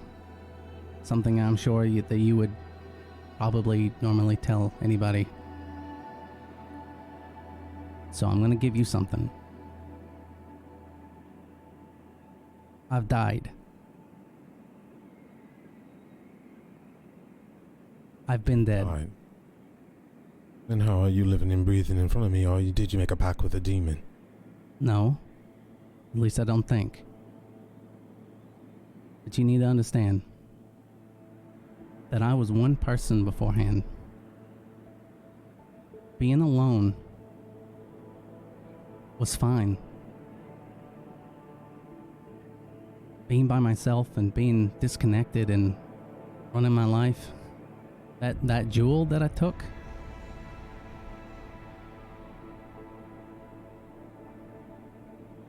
I died pretty soon after that. And I don't want to go into it too much. How does one die? How did you die? Oh, I really don't want to go into it too much. I really don't. Then you explain how you're standing here. I can't. Somebody brought me back. And where is this person? I don't know. I can't even remember. Like, you have to understand, I haven't always had these abilities and these things. My job was taking. My job was hiding. My job was trading in information, and that's what I did. You do what you have to do to survive here. But That doesn't matter. That doesn't matter. You have to Did you come back understand. someone else, or are you yourself? I am me, but I'm not. How are you a druid? Were you always a druid? No, the person that brought me back, they showed me the ways. They taught me the ways. I'm still looking for them because it was like a blur. It's almost like some of my memory was just smushed down, and I can't put it together. I can't figure it out. But that. Forgive me, I am. No. The reason. Look, I'm telling you this. Please don't tell the others, please. You have a secret of mine, Ray. Revealing my house, I should kill you. You know what? I've been dead. It's fine. But you have to understand. So, after do I keep die, it to yourself, Ray. I won't tell anybody. You have no idea the secrets I hold. But after I came back, and after I sort of got a sense of who I was again, I ached for other people. I ached. I put on the smile, and I walked up to people, and I a lot of the people that we meet that might know me, that's from a different time. And you know, you get a name, you get a reputation, you get known. No one wants to be around you. Moonbrook barely wants to be around me, so She's not like other moon elves. She's not like the ones I hear from Moonwood or neighboring towns. Ever meet her? I come to this land and thinking that you're gonna be like the notes that I've been taking all of my life and studying, and they're all quite different and reckless, odd. We Sun Elves don't like to travel, or we see no reason for adventure. We have everything where we need to be, behind the illusions. No one else can see where we are but other elves. That's hard to believe.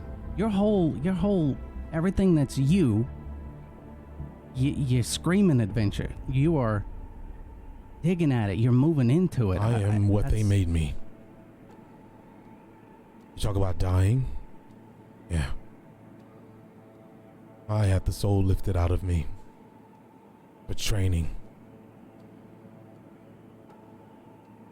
I can't go into the details, but yeah, you know what? I'm not gonna push. I have to complete my mission. Your mission, is that to protect Leoric? I cannot speak on words and terms. There is I can't. Okay. I just shouldn't involve you or anyone else, but here I am. I'm involved, and you got to really grasp on what I'm saying. I got nothing else. There are things that I'm still trying to figure out, and I can't leave the Dale. I can't. But you guys are the only people I have. I've never had. I mean, Nissa telling me that I'm useful and that I'm worthy of a friendship or I mean, to some degree that word. I don't even know if she's actually said it, but these are the warmest words I've ever heard. You're telling me something that I'm sure when we first met, obviously you would never say anything like that. I've never had these connections. Don't get attached, before. Ray. I'm telling you, it's too late for me. I expect you to die.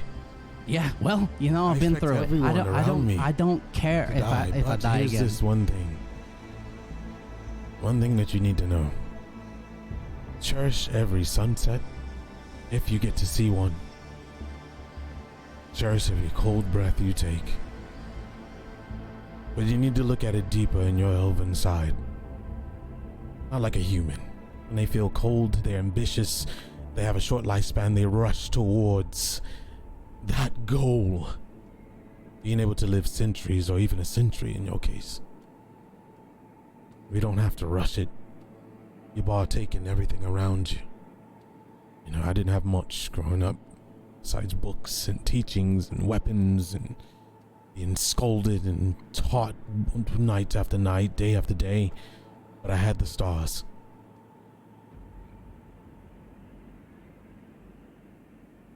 Well, you got them here too.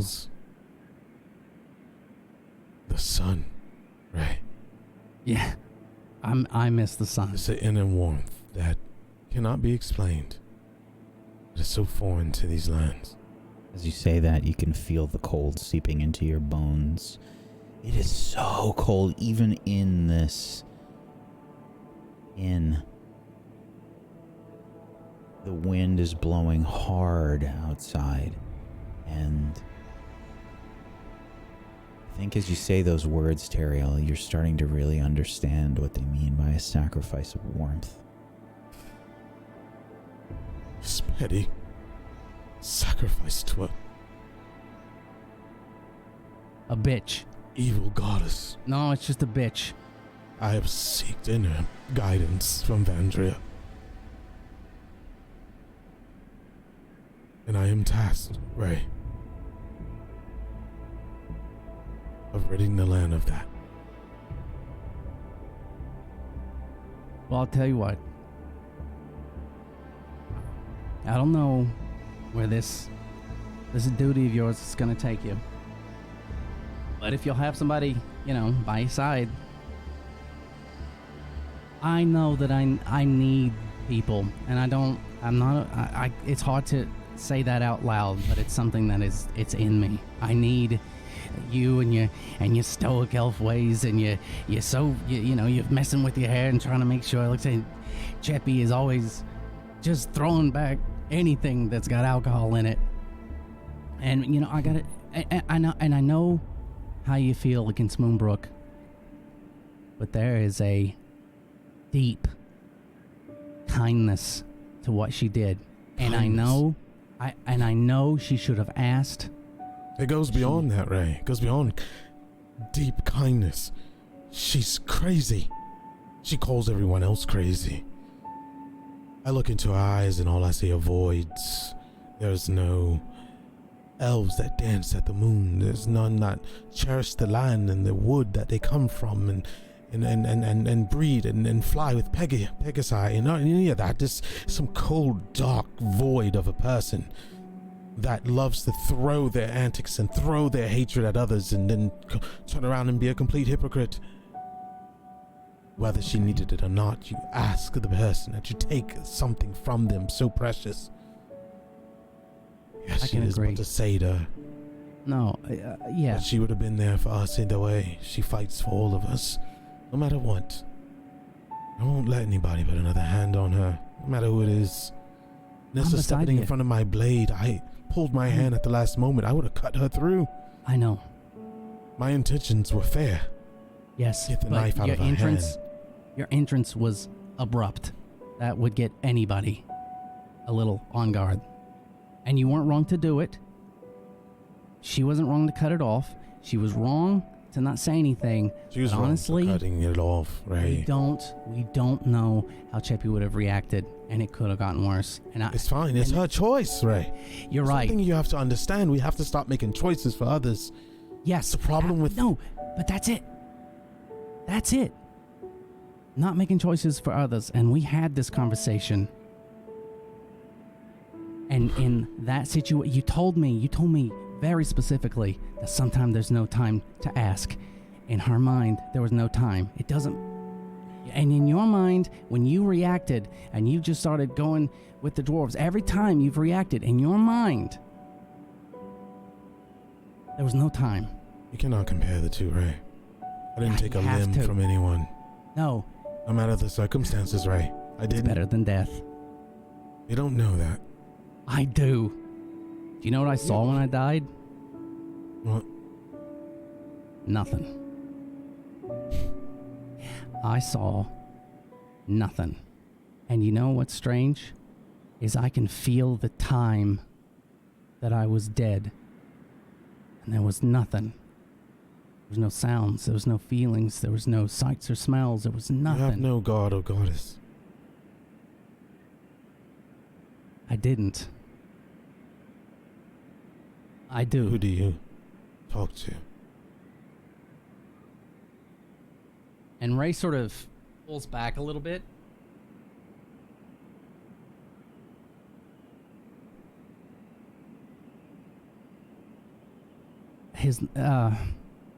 So you have to understand that this was really hard for me because I didn't believe in gods and goddesses and whatever, you know. Oh yeah, I pray to you and please help me out. That wasn't, in my mind, that wasn't a real thing. That was just people crying out. Whoever saved me tried to teach me about Sylvanas. And I still don't understand. I really don't. And I get it. They're gods. How are you supposed to understand them? Every time that I do any of the things that I can do now, I'm only half in. Like maybe I feel it. Maybe. Then you aren't alone, Ray. You aren't alone. Inner sanctum. Believing in the one that saved you. That right there is the start to your sun. Engulf in that warmth, Ray. He looks down at Chepi and puts a hand on her. Engulf in that warmth. Hey, why don't you go ahead and try and sleep or meditate? There's no way that I'm going to sleep. Not for a while. You need your strength. And Ray, if you want to become anything near to important in my life, I have to have that Charlatan. Can I be honest with you really fast? I think it would sell pretty nice.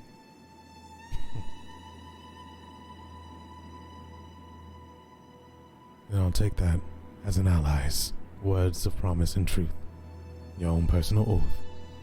Welcome to the circle of Vaishan.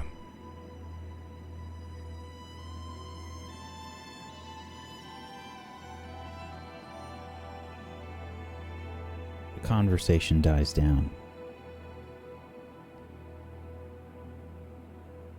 And those that try to sleep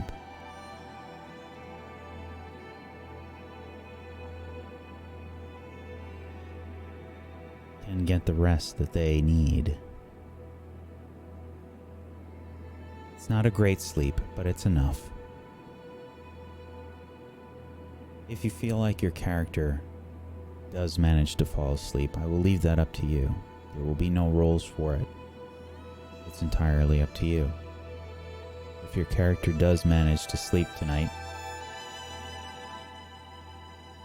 then one level of exhaustion will be cleared. Your HP returns to full. And whatever your class abilities are and whatnot would reset as necessary. You also regain Is this for everyone? Okay, never mind. You have certain special circumstances. Half of your hit dice have also returned, rounded down.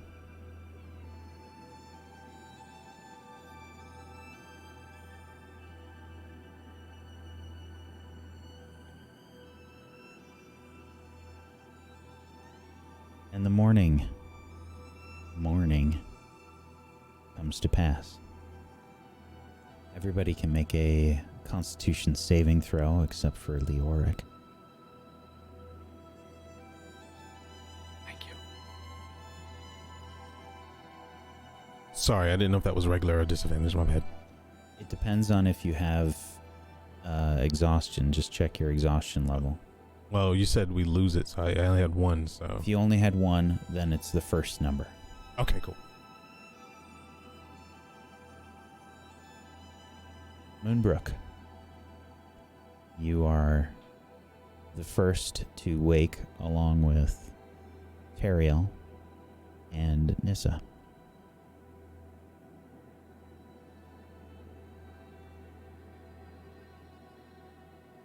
Well, I'm in a different room still, so I'll just be getting ready. And seeing over Chepi, checking her hand and stuff. You can maybe hear some movement in the room next to you. Why don't we get you cleaned up before everyone else wakes? Yeah, that sounds like a good idea. A really good idea. And, I guess, Moonbrook starts, taking off various pieces of clothes and changing it out, because she does have, like, an extra set. So, she'll just take off her shirt and her, jackets and her scarves and change out. I'll just help her. I'll take all the bloody clothes, and if there's some kind of sink somewhere in this building and I happen to know where it is, there'd be a wash basin inside your room. It's just a simple, like a larger sort of oblong bowl filled with water. So I'll just, as she discards things, I'll just pick them up, and I'll have to break the ice, because if there's water in there, it's definitely frozen. Would be ice, yeah. Yeah, so I would just use my fist, or maybe a dagger if I have one somewhere handy, to just kind of break the ice and soak her clothes and try to rub them to get the blood out.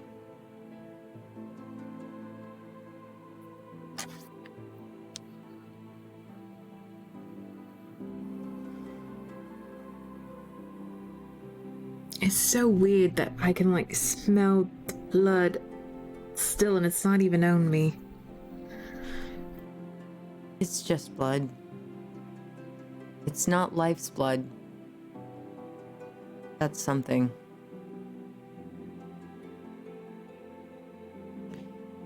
If they choose to leave without us, where would you want to go?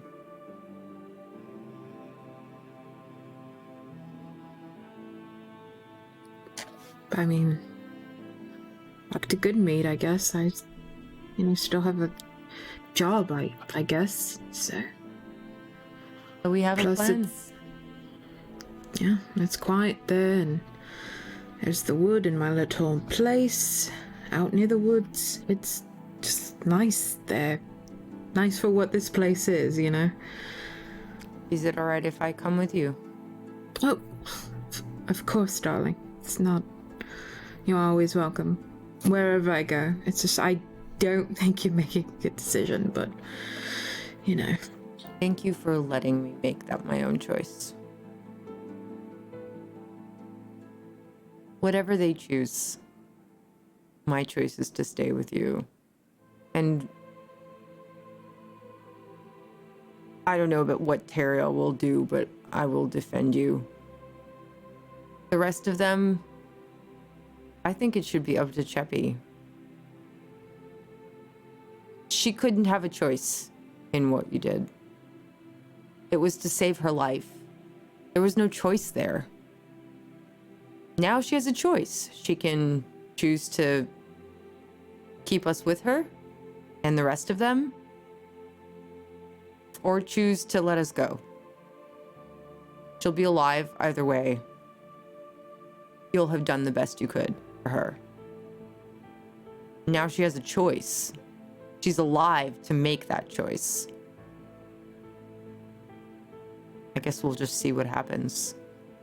I'm like scrubbing her clothes in this frozen water, and I have resistance to cold, but I still feel it. It just kind of creeps up my hands and up my arms, and I feel the cold and kind of shiver a little, but I keep going because it's not really hurting me. I just know it's there.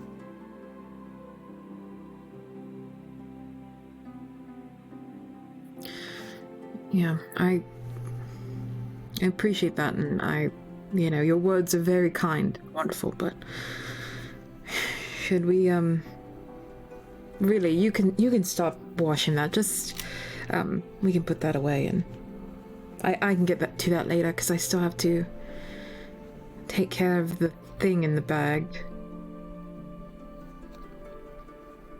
which is a bit awkward. Yeah, I'm not sure what to do with that. I know what to do with it, but yeah. All right. We'll do what we have to. Like we always do. Yeah, let's go check on Chepi. Yeah. Yeah. And so Moonbrook, like, puts the things away, in a separate, like, little pocket, puts the wet clothes away, and, I guess they go next door to check on Chepi. I hear a knock on the door, Teriel. He's like, he was kind of like running his hands through her hair and checking her, I guess, nub. He was trying to look for ways of the older ways of the elf. He realized he needs a cleric for these spells, and checks and sees that it looks clean. The holy water definitely did good work to it, but he's now contemplating if it could be saved or anything. So he doesn't hear the first knock. He's just kind of like in deep trance, just staring at her, upset with himself, and looking at Ray and seeing him sleep, looking at Perry Lou and Gareth and how they're sleeping. They'd probably be stirring. You see Ray probably stirring, and Garrett and Perry Lou. Chepi's still kind of out. Ariel's in like full armor already, sword next to him, and he's just kind of like hovering over her. Can't seek the answers. The answers are not here. I need Leoric. What?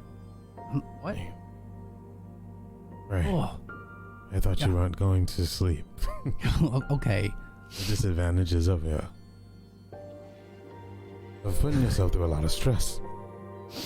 Yeah, well, it's a stressful situation. Possibly, maybe. In the future, we can teach you how to meditate. There's another knock on the door. And Ray's going to scramble like, as puts his fast hand as up? he can.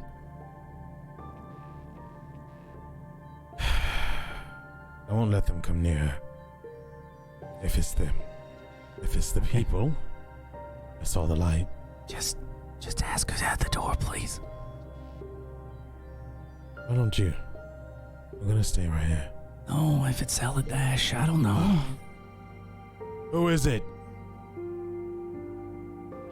It's us.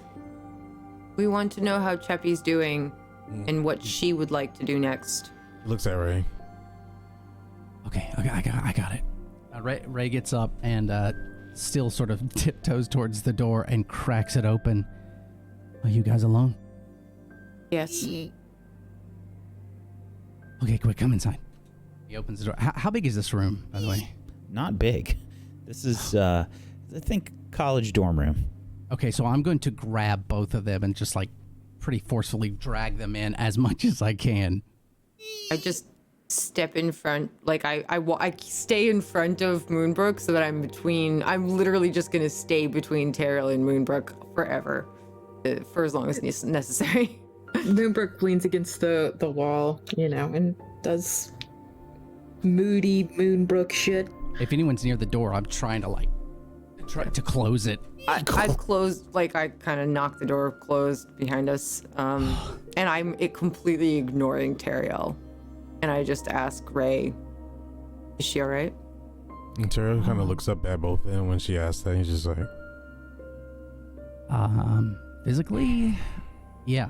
I mean, from best I can guess, that's not going to cause her any more issues other than How I don't know. It's gonna cause her tons of issues. Okay, yeah, okay. Physically, she's fine. I have no idea how she's gonna be when she wakes up. So It's good that she's fine physically. yeah, She's alive. yeah. So why don't we go ahead and gently wake up and give her a lot of nice encouraging, like, I understand you guys are upset. Let's just be nice for her sake, okay? She's important, okay, not us. So let's just wake up and be really nice, okay? When we wake up, Ray, be I ready. put a Point hand in on time, you Ray's. just see Chepi just like sit up straight in the bed. Chepi's been awake. What did we learn about talking in rooms when we're next to lots of people? We could probably hear each other. Chepi's awake. How's your... Appreciate it, Teriel, but And she kind of like looks down at her hands and she sees the one that's missing and the little nub. it looks like you guys are gonna be Chepi's right hand for a while, so Are you fucking kidding? she's already lost one right hand. She doesn't need to lose more. Chepi, I need to apply holy water to you at least once every 2 days. Does that mean Chepi- Chepi can't drink? Use the other hand. Try not to injure it anymore. I'm trying to preserve what's left.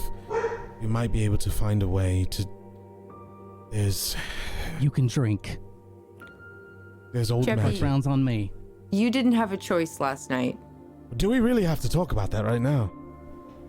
There's I'm another gonna say friend out there I'm that you might know completely about. ignoring him. And you just You see, didn't like, have a choice Chepi- last night, but you have a choice now. Do you want us to stay? Chepi just kind of like looks at the wall and she's like, Chepi doesn't want to talk about it. Chepi's a little insecure about the situation that Chepi's in. Chepi doesn't even know if she can do magic.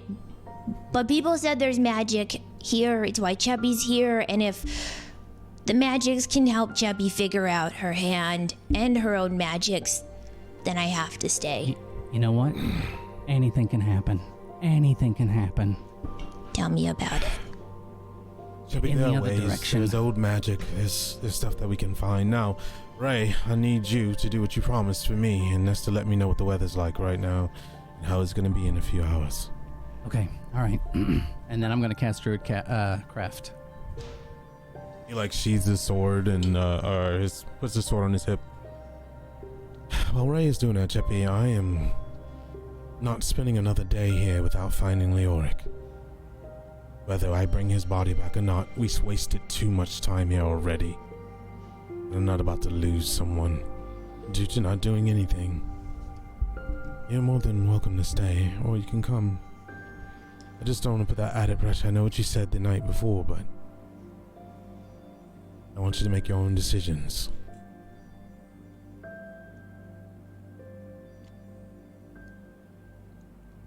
At this point in time, if Chepi was out there for as long as she was, and this is the result, we have to go find Leoric or someone's gonna have to cut his legs off. And that's not gonna be great. We should probably find him. Do we want to use our Chepi's friend's help? She did pay gold. I actually, hold on. I might have an idea, but hold on. Just 1 second. So, yeah, I'm going to cast Druid Craft and I'm going to look what the weather's going to be, at least in this area, for a little while. Sure.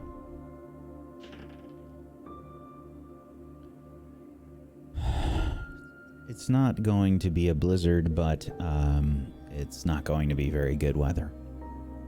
Okay, so I would imagine that my hands, there's a cloud and my hands are starting to fill up with snow at a pretty steady rate. So I'm going to shake them and go, okay, going out in this sort of weather isn't the best idea out off of a road. But hold on. I'm going to look over at the window. I know you said last time that it was too small to get out of, but are there any openings at all? Like any way to move? Like, is it a little latch that I can just look out of? Definitely not. Like, the windows are not made to be opened. Okay, so I'm going to go over to the window and I'm going to sort of like rub and I'm going to look out and up at any of the surrounding buildings and I'm looking for birds.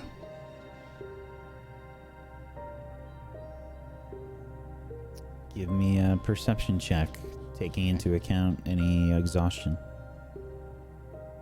I don't have any exhaustion at this point because I did pass out. Shit. On normal. 10. No birds. Fuck. Well, Ray, I guess that only means one thing. Chepi, I'm getting you some furs. Ray, And that's are you fine. coming? Yeah, kind of. Kind of. I need Split someone to. yourself in half. Yeah. Okay. I'm gonna need. I need to sort of go around the town and look. I've got to find an animal as fast as possible. We can find one on the way. Chepi has an animal right here. And she takes Frog down from her head and puts him forward. I really appreciate it. That's really sweet of you. It's not the right animal I need. But thank you. What animal do Frog's you the need? best animal for any situation. Anything that's good at surviving out here. Okay, so I can't leave this room unless I'm changed. I don't know what you guys are gonna do with Celadash, so I'm not gonna say what you should do, but I'm gonna tell you, don't trust him. Don't trust him. I don't care what he says, what he offers. I don't care. Don't trust him. Do you wish to be a cat again and ride in my back? I don't, but I'm gonna have to. Wait, you're going? What's that? They're going. With us? I don't It even is know up where to we're Chepi if we come with you. going. Oh, well then. Chepi kind of like scoots to the end of the bed and she goes to like lift her right hand, but realizes again what she's doing. And so she lifts her left hand up and she just tries to grab Moonbrook's hand and hold it. She tries to slip her fingies in and hold it. Of course, Chepi wants you to come. Maybe Chepi would be dead today. She's handless. Not a great situation altogether, but between Chepi being dead and Chepi being one-handed, Chepi would probably pick, by choice, the hand. Teriel stands up. Next You time, need more ask furs. Chepi. Chepi. I don't want you to think that I don't want to give you a choice. I'm so sorry. I truly am. You don't understand. Chepi believes you. Chepi has no reason not to. It's okay, I'm so Moonbrook. sorry. I'm so sorry. I'll let you two have a moment then. He gathers his stuff and then he looks towards Perry, Lou, and Gareth to see if they're up. Yeah, they're awake. They're kind of getting there. They've just been quiet while you guys are talking. They're sort of getting their stuff together. Gareth, Perry, Lou, pleasure. I wish you luck. Good morning. I'm assuming this is where you're going to be. I have to go find Leoric. I can't wait anymore. I apologize. But I do promise to bring that body back for you, Perlu. Sorry I scared Garrett, you. you should continue on to your husband. He misses you. That was the plan. I didn't want to interrupt, but Perilu and I have been talking, and you all have so much going on. We can make our way back to Targos. Well, may the gods bless you. Be safe. He stands up and he looks around the room. Before you leave, Teriel, all of you, if you ever need anything, please come find me in Targos. I'll seek you out. I'm pretty sure I'll definitely need something from you. We don't have a lot of money or anything, but if you need a place to sleep for the night. Actually, could you ask your husband just to make something nice out of the bone? Just something small? Yes, of course. Some scrimshaw. Yeah, I'd be honored. Anything in If particular? you could tell your husband Chepi sent you, that'd be great too. If Chepi, what? Chepi sent you home. Yes. We drank on it. Chepi drank on it. Just want to make sure that's clear with him. Chepi sent you home.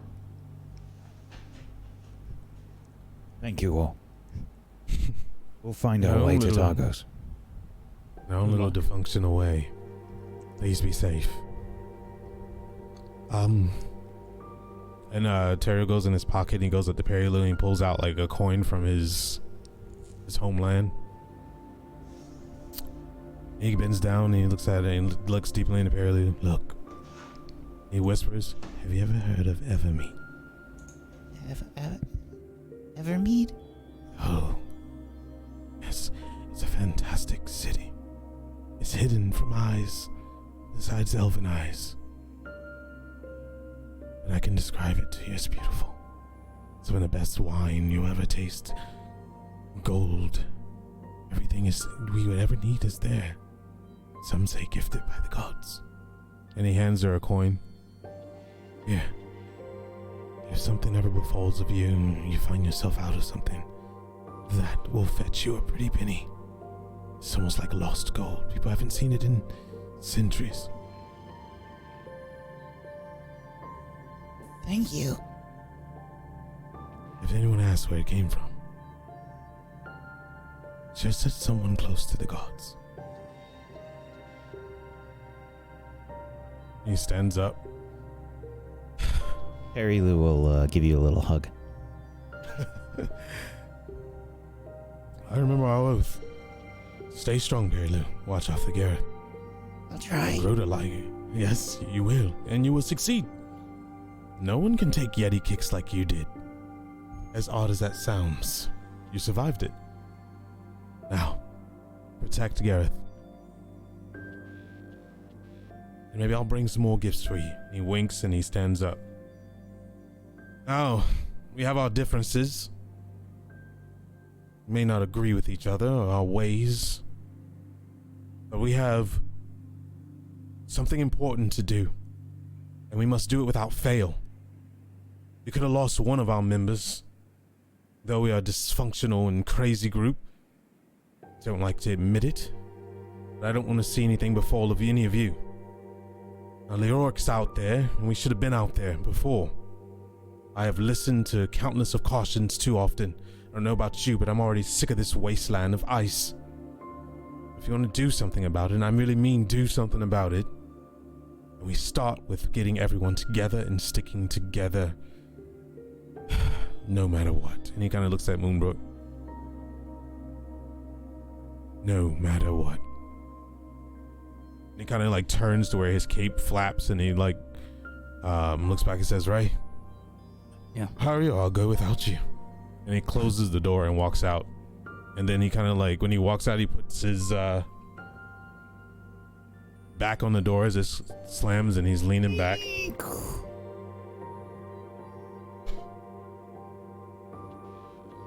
I won't forget my teachings. You're the closest thing to me. And who I look at you as my mother. I will not fail.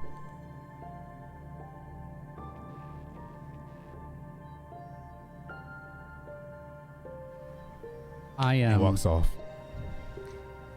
I walk over to Moonbrook and I sort of put a hand on her shoulder, and I don't say anything. I just sort of look at her and I just sort of nod.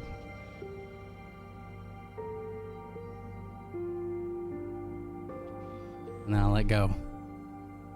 Now I turn to I Nissen. see that, Oh, and okay. I just look at him and appreciate it in whatever stoic face that I can sort of show. Let's go. Well, okay. Open your bag.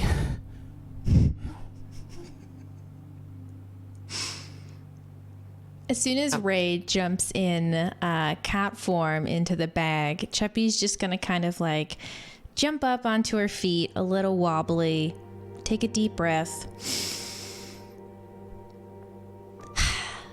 Chepi wants to know where her hand is. Oh, I have it. Chepi would like her hand. You want your hand back? It's Chepi's hand. Hopefully it will be Chepi's hand again one day, so Chepi should hold it. Yes, of course. She'll take off her bag and she'll take out the little wrapped hand and like hold it with two hands. Absolutely disgusted right now. Just like trying to hold back vomit. If it makes you Essentially, feel any better, it's a handsicle. Yeah, it's rock hard. It's Chepi just like takes the bag and she. Oh God, she doesn't even want to look at it. And she just like straps it to her little belt underneath her jacket. there's a little blood stain on the end, and it has like icicle. She's just I just look at shivering and. Chepi's fine. Chepi just needs a drink. This will be nothing. Chepi will be able to get used to this. I can take that back from you, you know? It's... Chepi is Chepi's. Is Chepi's. Chepi can do this. It's not the end of Chepi's life, and this is a momentum. Chepi can do this. Let's go buy her a breakfast drink and then maybe find Leoric. Or 7. It's been a while. Chepi could use some. Not sure we have time for 7. It's always party time in Chepi world. Let's go. Open the door. Chepi's gonna take some of the furs that Teriel had left on the bed, and she's just gonna like try and huff them over her shoulder and look towards Nissa for some help to like at least take one of the extra skins. Yeah, I just help her like get herself ready, whatever she needs. I don't even say anything, I just do it. All right, Chepi gets ready and leaves the room. Yeah, we head out. Yeah. Teriel, you've gone outside the inn? Yes. Okay. There's a bit of a commotion outside. There's a child. Looks to be like some kind of town crier kind of thing. And he's standing like on top of a box, and he's wrapped in like heavy winter clothes, shouting out various news of the day. And he says, "The gemstone mine is closed because of monsters. Speaker Matthew is offering 50 gold to anyone who clears it out.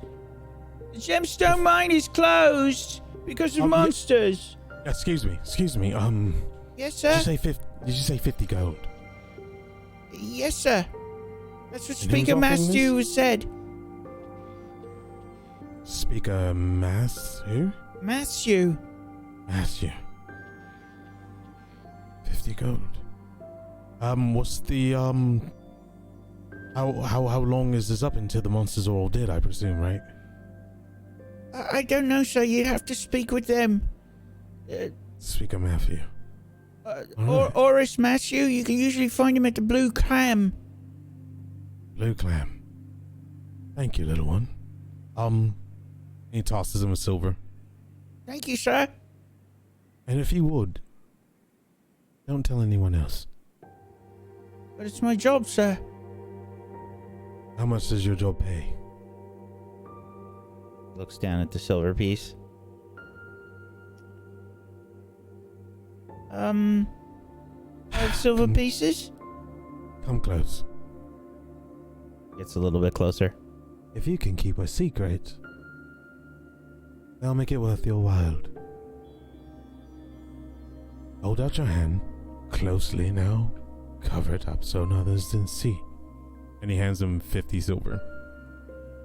50 silver, so 5 gold pieces. Oh, didn't know. 5 silver then, I guess, because I had 11.5. Yeah, 5 silver then. Okay. And, 5 silver. Actually, Hold on, 0.3 because I had 2 silver there and 1 silver, so that's 0.2. Okay. All right, I'm good. So I'll just put 2 11 and 2 silver. Basically, it's Silver 10 piece, silver there it is. pieces for 1 gold. 10 Okay. silver pieces for 1 gold. Right, yeah, I just took it away. All right. Yeah. Think you can keep a secret now? Yes, sir. I'll keep it a secret. Don't you worry. Elf's word. All right, I'll go see you, Matthew. I have something to do beforehand, but if you're there, I'll be there. You can see he's craning to look over your shoulder. You know, He looks with a furrowed brow. what? I don't smell bad. It was actually cold, so what's wrong?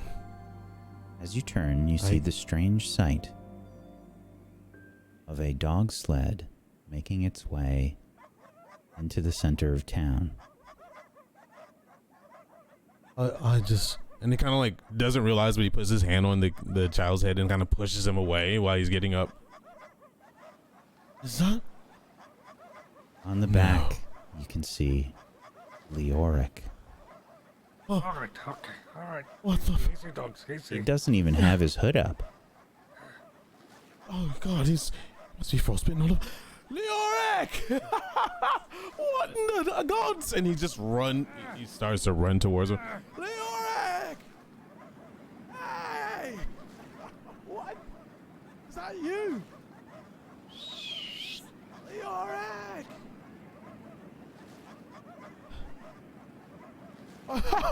The gods! What? You don't have any... You have to get you inside. You look... All right, okay. He actually looks pretty fine, Teriel. What happened to you? You're not... He's got a blackened few and- marks of some blood on his clothing. I have a lot to tell you. Are you okay? You should be cold. And he's like tries to pull off a fur. Here, do you need this? Okay, Come. all right, okay. All right. Here. Thank you. Yes. Yes, oh my goodness. I was getting ready to leave and find you.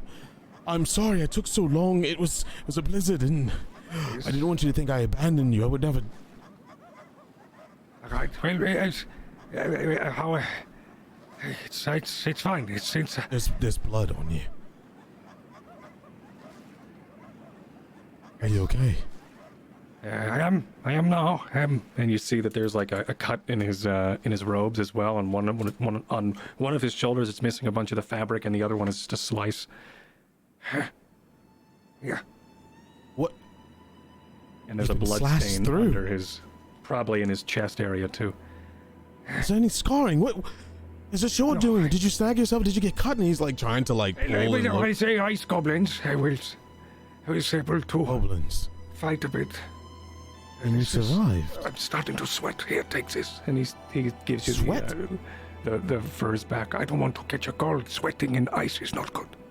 But you have nothing. I'm all right. And he like puts his hand on his face. Oh. Is he cold? Yes, he is very cold. Were you the sacrifice? A sacrifice? What do you mean? They spoke of a sacrifice. You're ice cold. It's like you have no soul. There's no warmth. There's no sun in you. There's nothing. Sun in me.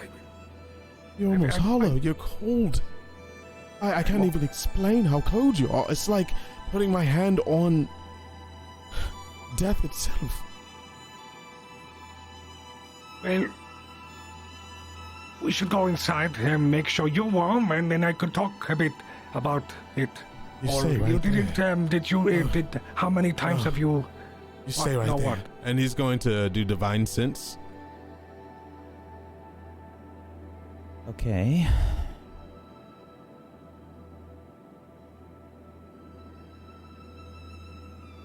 You don't sense celestial fiend or undead. Either I'm off, or my goddess does not deceive me. You're the closest thing to death that I've seen walking. Well, that's rude. Okay. I'm sorry. He's not saying this loud. He's just he's like really close to him and saying this. We have to get you inside. We don't want to draw attention. You're out here with nothing on. Hey, put this on. And he like wraps him up, and he's just angry at himself and everything. He's like, come inside. There's a lot to discuss, but don't be alarmed. I need you. Okay, but you were... I need you. Oh my gosh, Chepi, I need you very bad to do something. Chepi's in danger. She's in trouble. Very well. All right. I am selfish. You've been out in the cold for so long. I'm sorry, I'm not even thinking straight. Let's put these dogs up. So he like finds the stable, I guess, to put the dogs. Have they been fed? Do they need rations? They need to be fed. They are very hungry. What do I have?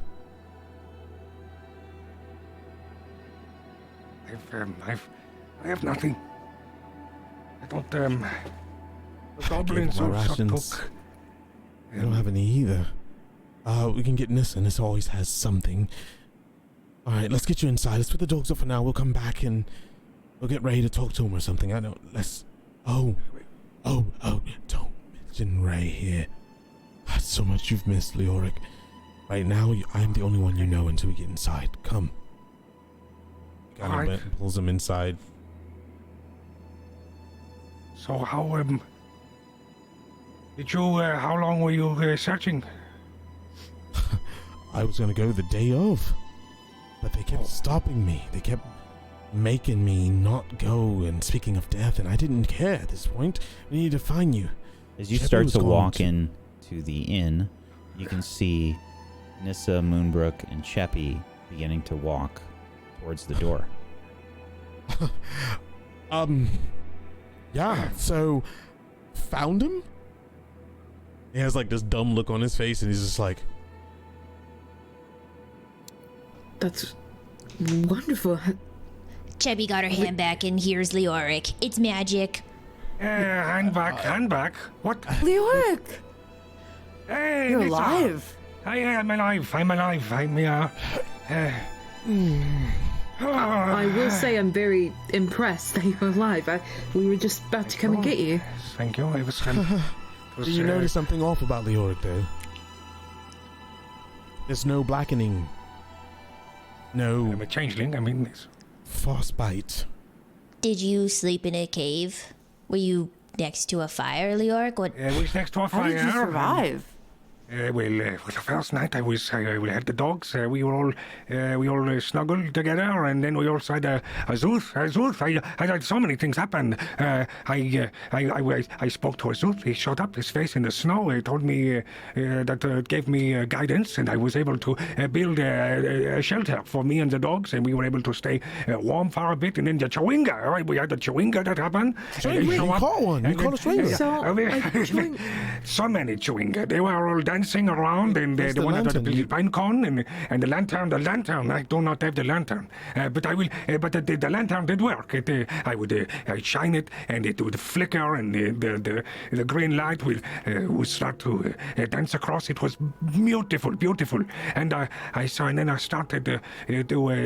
I guess I was going crazy. It has been a long time, probably a couple hours, and that's when I started to try to reason with these chewinga. They were dancing around and playing with the doggies who were asleep. And then I got one of them. I gave him a ring. I put it on its little head, and then he put. He was outside a long time. This happens. They put me on the nose, and then I wasn't warm. I wasn't cold anymore. And then we were able to. I followed. He ran off into get a fox, and then I gave in the dogs, and we get to take the fox, and that into a ravine, and then in order the gold beams, and from there we were. No. And then It's Leoric. That is a very amazing story. I'm riveted. No, you don't understand. No, I do. him. I've seen this happen before. I don't- People I come don't- back and then they start thinking they seen things. No, there's and something like definitely the wrong chewinga. here. Keep going. Tell us more, Leoric. Yes. All right. Where did I live? Okay, so I went. Then we had. So I was with the chewinga, chasing the chewinga As you're with the talking, doggies. Chepi's going to go over to Yeah, the I was- bar and start getting a beer while listening. From There's there I no was going to bar. get the, There is a counter. There is a A counter. an innkeeper. She'll go to the counter Sure. and ask for a drink. sort of fog over some sort of ravine onto the left. So I went down there, and following the Chawinga and the fox, the hop of the fox at that time, and then the dogs ran off, and then it was me by myself. And then from there, I went down and I tried to find and saw this campfire in the distance, and I started to walk towards it, and the Chawinga was there as well. This is a bit of gets a little gruesome for those who like Chawinga, Chepi. Sorry. So and then we would make our way across into the snow, and then we start to hear the grumblings. And that's when that's when I saw the ice goblins, Wait. the ones from before. Goblins. Yeah. I think he was seeing things. It happens. Are you? But Let wait, him finish. Are you all right? Can we see your he's hands not. and your No. toes? Please. He steps in front. Let him finish, because it's just not making sense right now until he finishes, and I'll let you know why. Continue. All right. It's kind of making sense to Chepi. And then so the goblins. So then they were starting to throw their arrows at me, and then one of them ran up to me, and I was able to fend them off with those magic, my shield, and I of course hold up my hand, and I've never felt so powerful. And then I shot a firebolt. What? No. She's into it. Nothing. Keep going. Nothing. Firebolt. Yeah. So I was a firebolt right in the face of a goblin, and it fell down to the ground. And then in my desperation, I was able to get up and start to stammer and fight. And then they would, when they would go to attack me, I would change myself to look like a goblin, and I was able to throw them off of it. Yes, thank you. And it was very easy for them to be confused.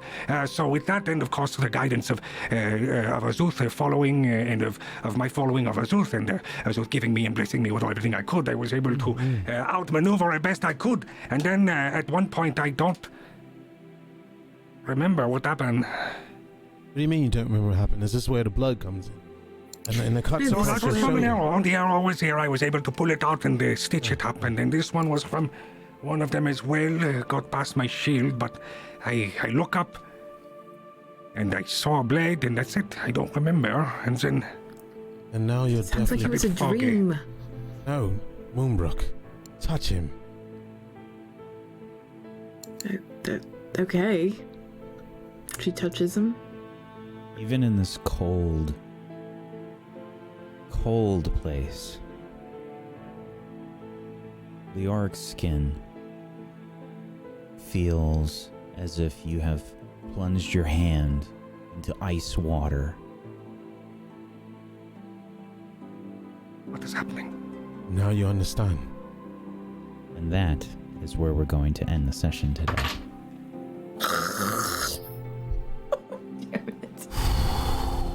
What a freaking day, dude.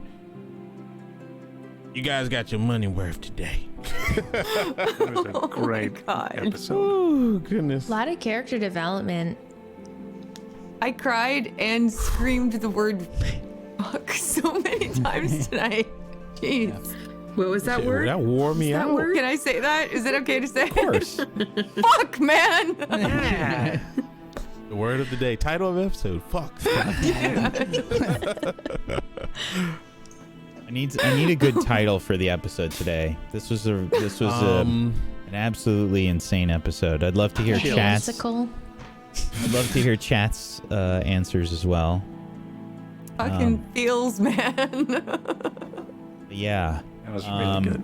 Before we start tonight, before we start to do our shout outs and whatnot, I just want to sort of address the elephant in the room. About Leoric and what had Leoric changed happened. into an elephant. I'm not going to explain what is happening, but obviously Myth has had a rough few weeks. It's been rough, and he was not able to participate in a couple weeks of Rime. There were bad rolls that were made. There were choices by the group as well, and a blizzard happened. So there were a lot of factors that contributed to the situation. But I also didn't want to necessarily penalize him or make him feel like there was nothing that could be done in the situation. So I will say that obviously something is happening, and we'll find out what exactly is going on as time passes. So just keep that in mind. He did roll badly. That is a thing that happens, and there are consequences for rolling badly, especially in Icewind Dale. It is brutal, and it's a harsh place. So, in other circumstances, if there are bad rolls and you get hurt, you will die. Stuff happens. It sucks. Nobody's happy about it. I know people think like I get happy about character deaths and stuff. I am the GM of Doom. I'm not. I don't get happy about that stuff. I don't like it. I usually smile because I'm anxious and sort of a bit nervous about how to handle the situation. It's just kind of like a nervous reaction usually. That's usually what that means. But we'll learn what's going on with Leoric as time passes. I'm excited. And that being said, let's go around the room. Let's do our shout outs and whatnot. But please, please make sure you are following all of these wonderful, wonderful people. My God, what an episode. And I barely did anything. Aside from some combat in the beginning, this was all them. My God, so good. Follow every single one of these people. Turn on notifications. And make sure you know when they go live. Go watch their stuff. They're excellent people, excellent role players. And you should definitely follow them. If you have a Prime Gaming that you haven't used yet, consider throwing it their way. Get yourself some emotes. Help support them in a monetary way if you can. But don't feel like it's a requirement. Let's go around the room. Let's do some shout outs. Let's start with Myth. Thank you. Hi, everybody. I'm Myth, or Cord, Mythomatic. Yeah, what an episode. That was great. Really liked a lot of it. And the only thing I didn't like about it was how much I was on the screen and no one else. That was a bother to me, but that's fine. We got to other people, and yeah, I got to be able to give them the spotlight. But that was the only thing I talked about today. Character death aside, I mean, it was still an awesome. I still don't know if it was actually character death. I don't know what's going on, because I don't know what's going on with Leoric. I'm just kind of going as we are learning the information and figuring it out as we go, which is great. I'm discovering it as Leoric is, but. When it comes to the character death and everything, I was ready. I was ready to go and get another character and everything like that. But when it comes down to the meta of everything, it does make sense to just see what's going on with, to see and figure out and explore what goes on.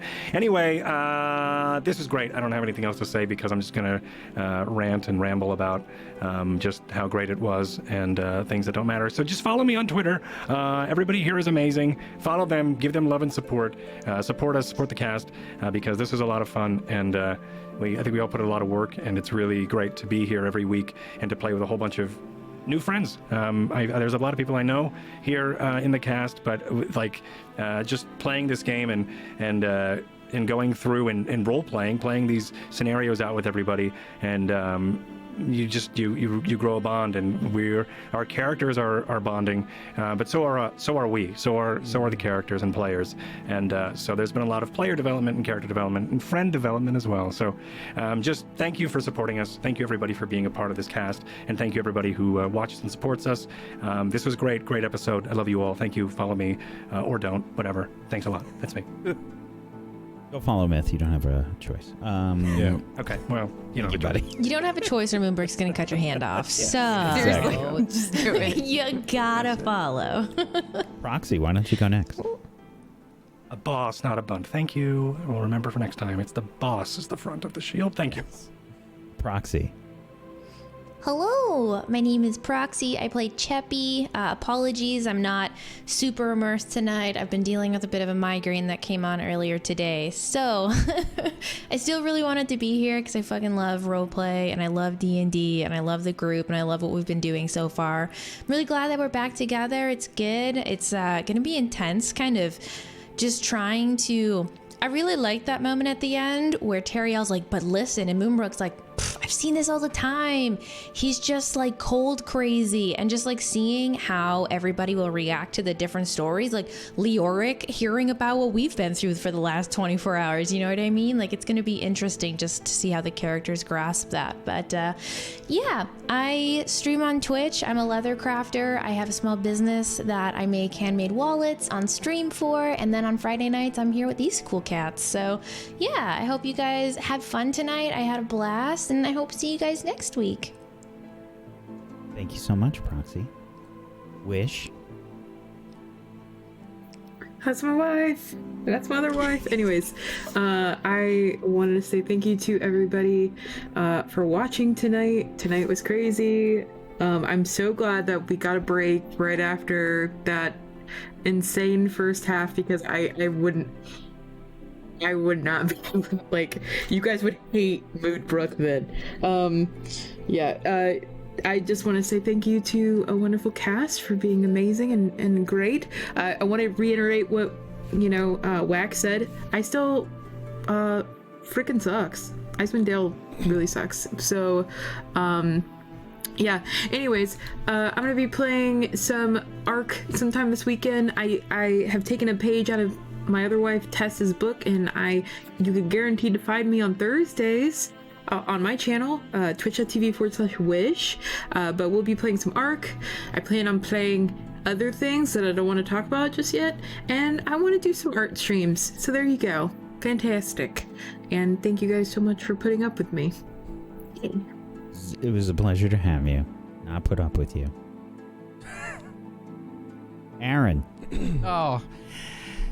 Hey, my name's Aaron Black, and usually, jokes aside, I wrote a book. It's great, but I just kind of want to pile on with sort of what everyone's saying and Whack was saying.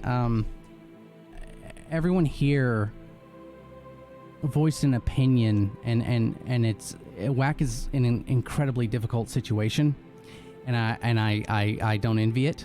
And I think it was done as best as you can. I'm very curious about what the hell is wrong with Leoric. I don't know enough about this universe to have any idea, so I'm so curious. But I really just want to say thank you for creating a situation that I was already invested, and now there's something just completely different, and we just keep building, and there's new things, and what the fuck are these mines? I look forward to coming here every Friday. I don't get the jitters as much as I used to get. It's excitement. It's like, what the fuck is gonna happen? Sat here the whole time. I could have not been on screen the whole time, and it would have been fine. Watching that terrible situation with Leoric, and it's an experience that I don't know how to properly to say thank you for and show appreciation, but please, all these people are wonderful, beautiful people. They're so lovely. They're so good at everything they do. So yeah, I wrote a book. It's okay. Please follow everybody, and that's all I'm gonna say. And no one say a fucking thing about my book. It's great. Fuck. Chapter 1. It's amazing. It's called Firewall Down. Thank you, Aaron. Tess, why don't you go next? I just, honestly, I feel so lucky. I feel like I say this every week and you guys are sick of hearing it, but I'm just gonna say it every week because it's true. You guys are the most incredible humans, and I am so lucky. I'm so lucky to be among you. Seriously. Oh, God! Sorry. Whatever. Fine. Everybody, somebody in chat said it. Everybody pours themselves into their characters so much, and Whack just like paints these scenes for us, and the atmosphere and the music and everything, and it's just like I feel like I am Nissa when I'm You know, it's incredible. And it's really easy to roleplay because it's just, I mean, I feel like I'm there. I feel like I'm this character, and it's the most incredible experience. And I just love it so much. And you should go buy Aaron's book because it's actually really, really, really good. It's called Firewall Down. And you should go and follow every single one of these people because they're incredible. And Myth, oh my God, this whole thing today. And Moonbrook and Proxy also makes incredible, beautiful wallets and things out of leather, and you should go check her out. And Tech is amazing. I'm not going to say the thing I was going to say because I don't think it's public knowledge. But anyway, he's amazing. Oh, yeah. He's just doing a lot of really cool stuff. And if you don't follow him, eventually you'll see him somewhere like crazy, and you'll be like, oh my God. Fucking follow I know him. that guy. Just fucking from follow him. Rime. It's super easy. You click a button. It's so fucking easy. Just do it. Great, and just like support WAC, because seriously, this whole table story thing is an incredible experience, and I'm just lucky. So thank you. I like we said, I stream on Saturdays on my own channel. Every other day is kind of a crapshoot, especially this week because I'm having surgery again on Monday. But I'll be back next Friday. It'll be fine. Everything is good. You guys are amazing. Thank you for being here, Tess. We appreciate having you here too. Thank you. We love you. Technique. Episode whipped my ass. That was, man, that was an emotional roller coaster. I mean, I reading all these Forgotten Realm books, I have that type of like ass kicking. But this one was probably the worst one I've had. I was tearing up. Didn't think that was gonna happen. It wasn't something that I was like boo-hooing about, but when Leoric died, I was like, whoa, holy shit, you know, like it was crazy, but I was willing to accept it. But you know, there were strong words said between the group, and we all came together to a consensus, and you know, that's when I realized that this group is something special, is that people, not only are we attached to our own characters, everyone else is attached to it within the group, and knowing that the trials and tribulations that can happen in this game, it's more than a game for us, you know. It's more than a game for you guys and for WAC and for, I mean, I had somebody tell me, they're like, man, you guys are giving up your Fridays to do this, and I'm like, you don't understand it till you watch it. And now that person's hooked, you know. It's just like, when is the next show? I'm like, dude, it's every Friday. We can't just make a show up here. But this is something special. It's like, we're all individuals. We're coming together. There's no hate from the outside world in here. We don't bring any of that in here. We literally erase our plates, and we care about each other. We care about what each other thinks. And just seeing WAC go through that mental battle back and forth was hard for me. But and I guess you could say in a good way, just seeing how much he's dedicated himself. He dedicates himself, man. And we all do. And there's a lot of stuff that I dropped on you guys today, and some of you might be lore nerds. Thank you some for of you that. might That not. was awesome. Thanks.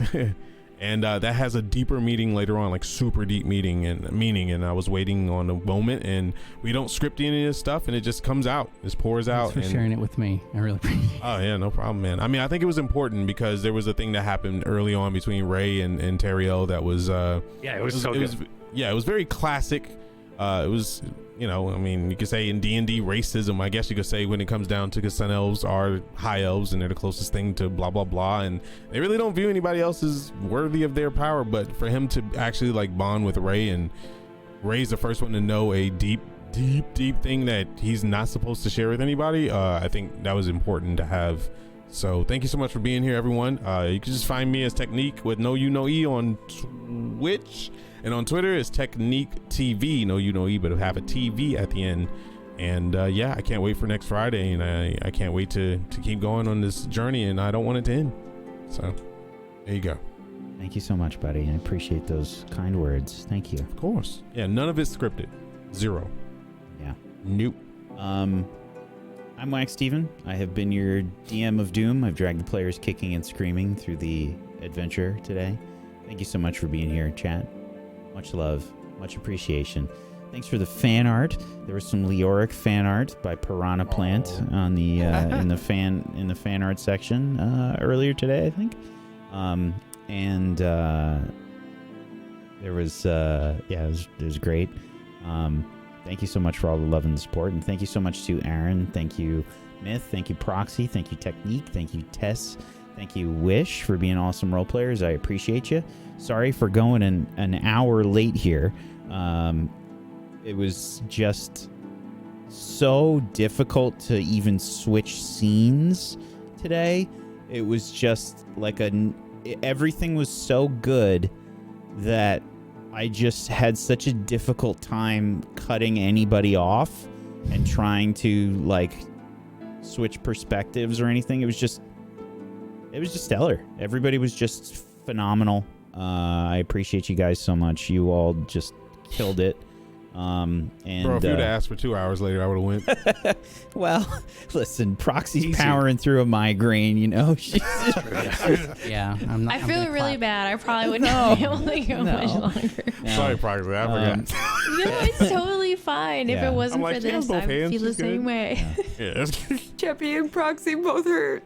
Yeah, I've just been so invested. Like, I think my bladder has just been like, we're going to take a break for tonight. You can wait. You can wait until after the show. We're all good. I'll take care of it. It's okay. Yeah, it's a hell of an episode. Great job, everybody. And I just look forward to this so much. It's just such a great experience and such a great cast. And I love all of your characters so much. Like, I like hearing everything about them. I like all of the interactions. I like all of the story and everything that you're weaving together. You know, it's just such a good collaborative effort. So well done all around. It's all so good. I love the sort of dysfunctional relationship that everyone's got going on here, because ultimately they're all just trying to survive as best they can. And you have to do what you have to do to make that happen. So, that being said, we're going to wrap things up here for you folks. Tomorrow we've got the Cerebrum Project at 2 p.m. Eastern. It's a wonderful psychological thriller. It's extra fucked up. And it's also Yes. extra good. And Pumpkinberry runs that. On Monday we have the Forbidden Lands, which is getting very close to the end. 2 more episodes left. And on Tuesday, we have the last episode of this year's Witchcraft and Wizardry. The year 2 stuff is wrapping up with the special on Tuesday. And if you watched Witchcraft and Wizardry last Tuesday, that's also a handful. So make sure you check it out, because it's been a really great special as well. We're going to call it here, folks. Thank you so much for being with us tonight. Peace out. And have a wonderful rest of your weekend. Good night, everybody. Bye-bye. Have a good weekend.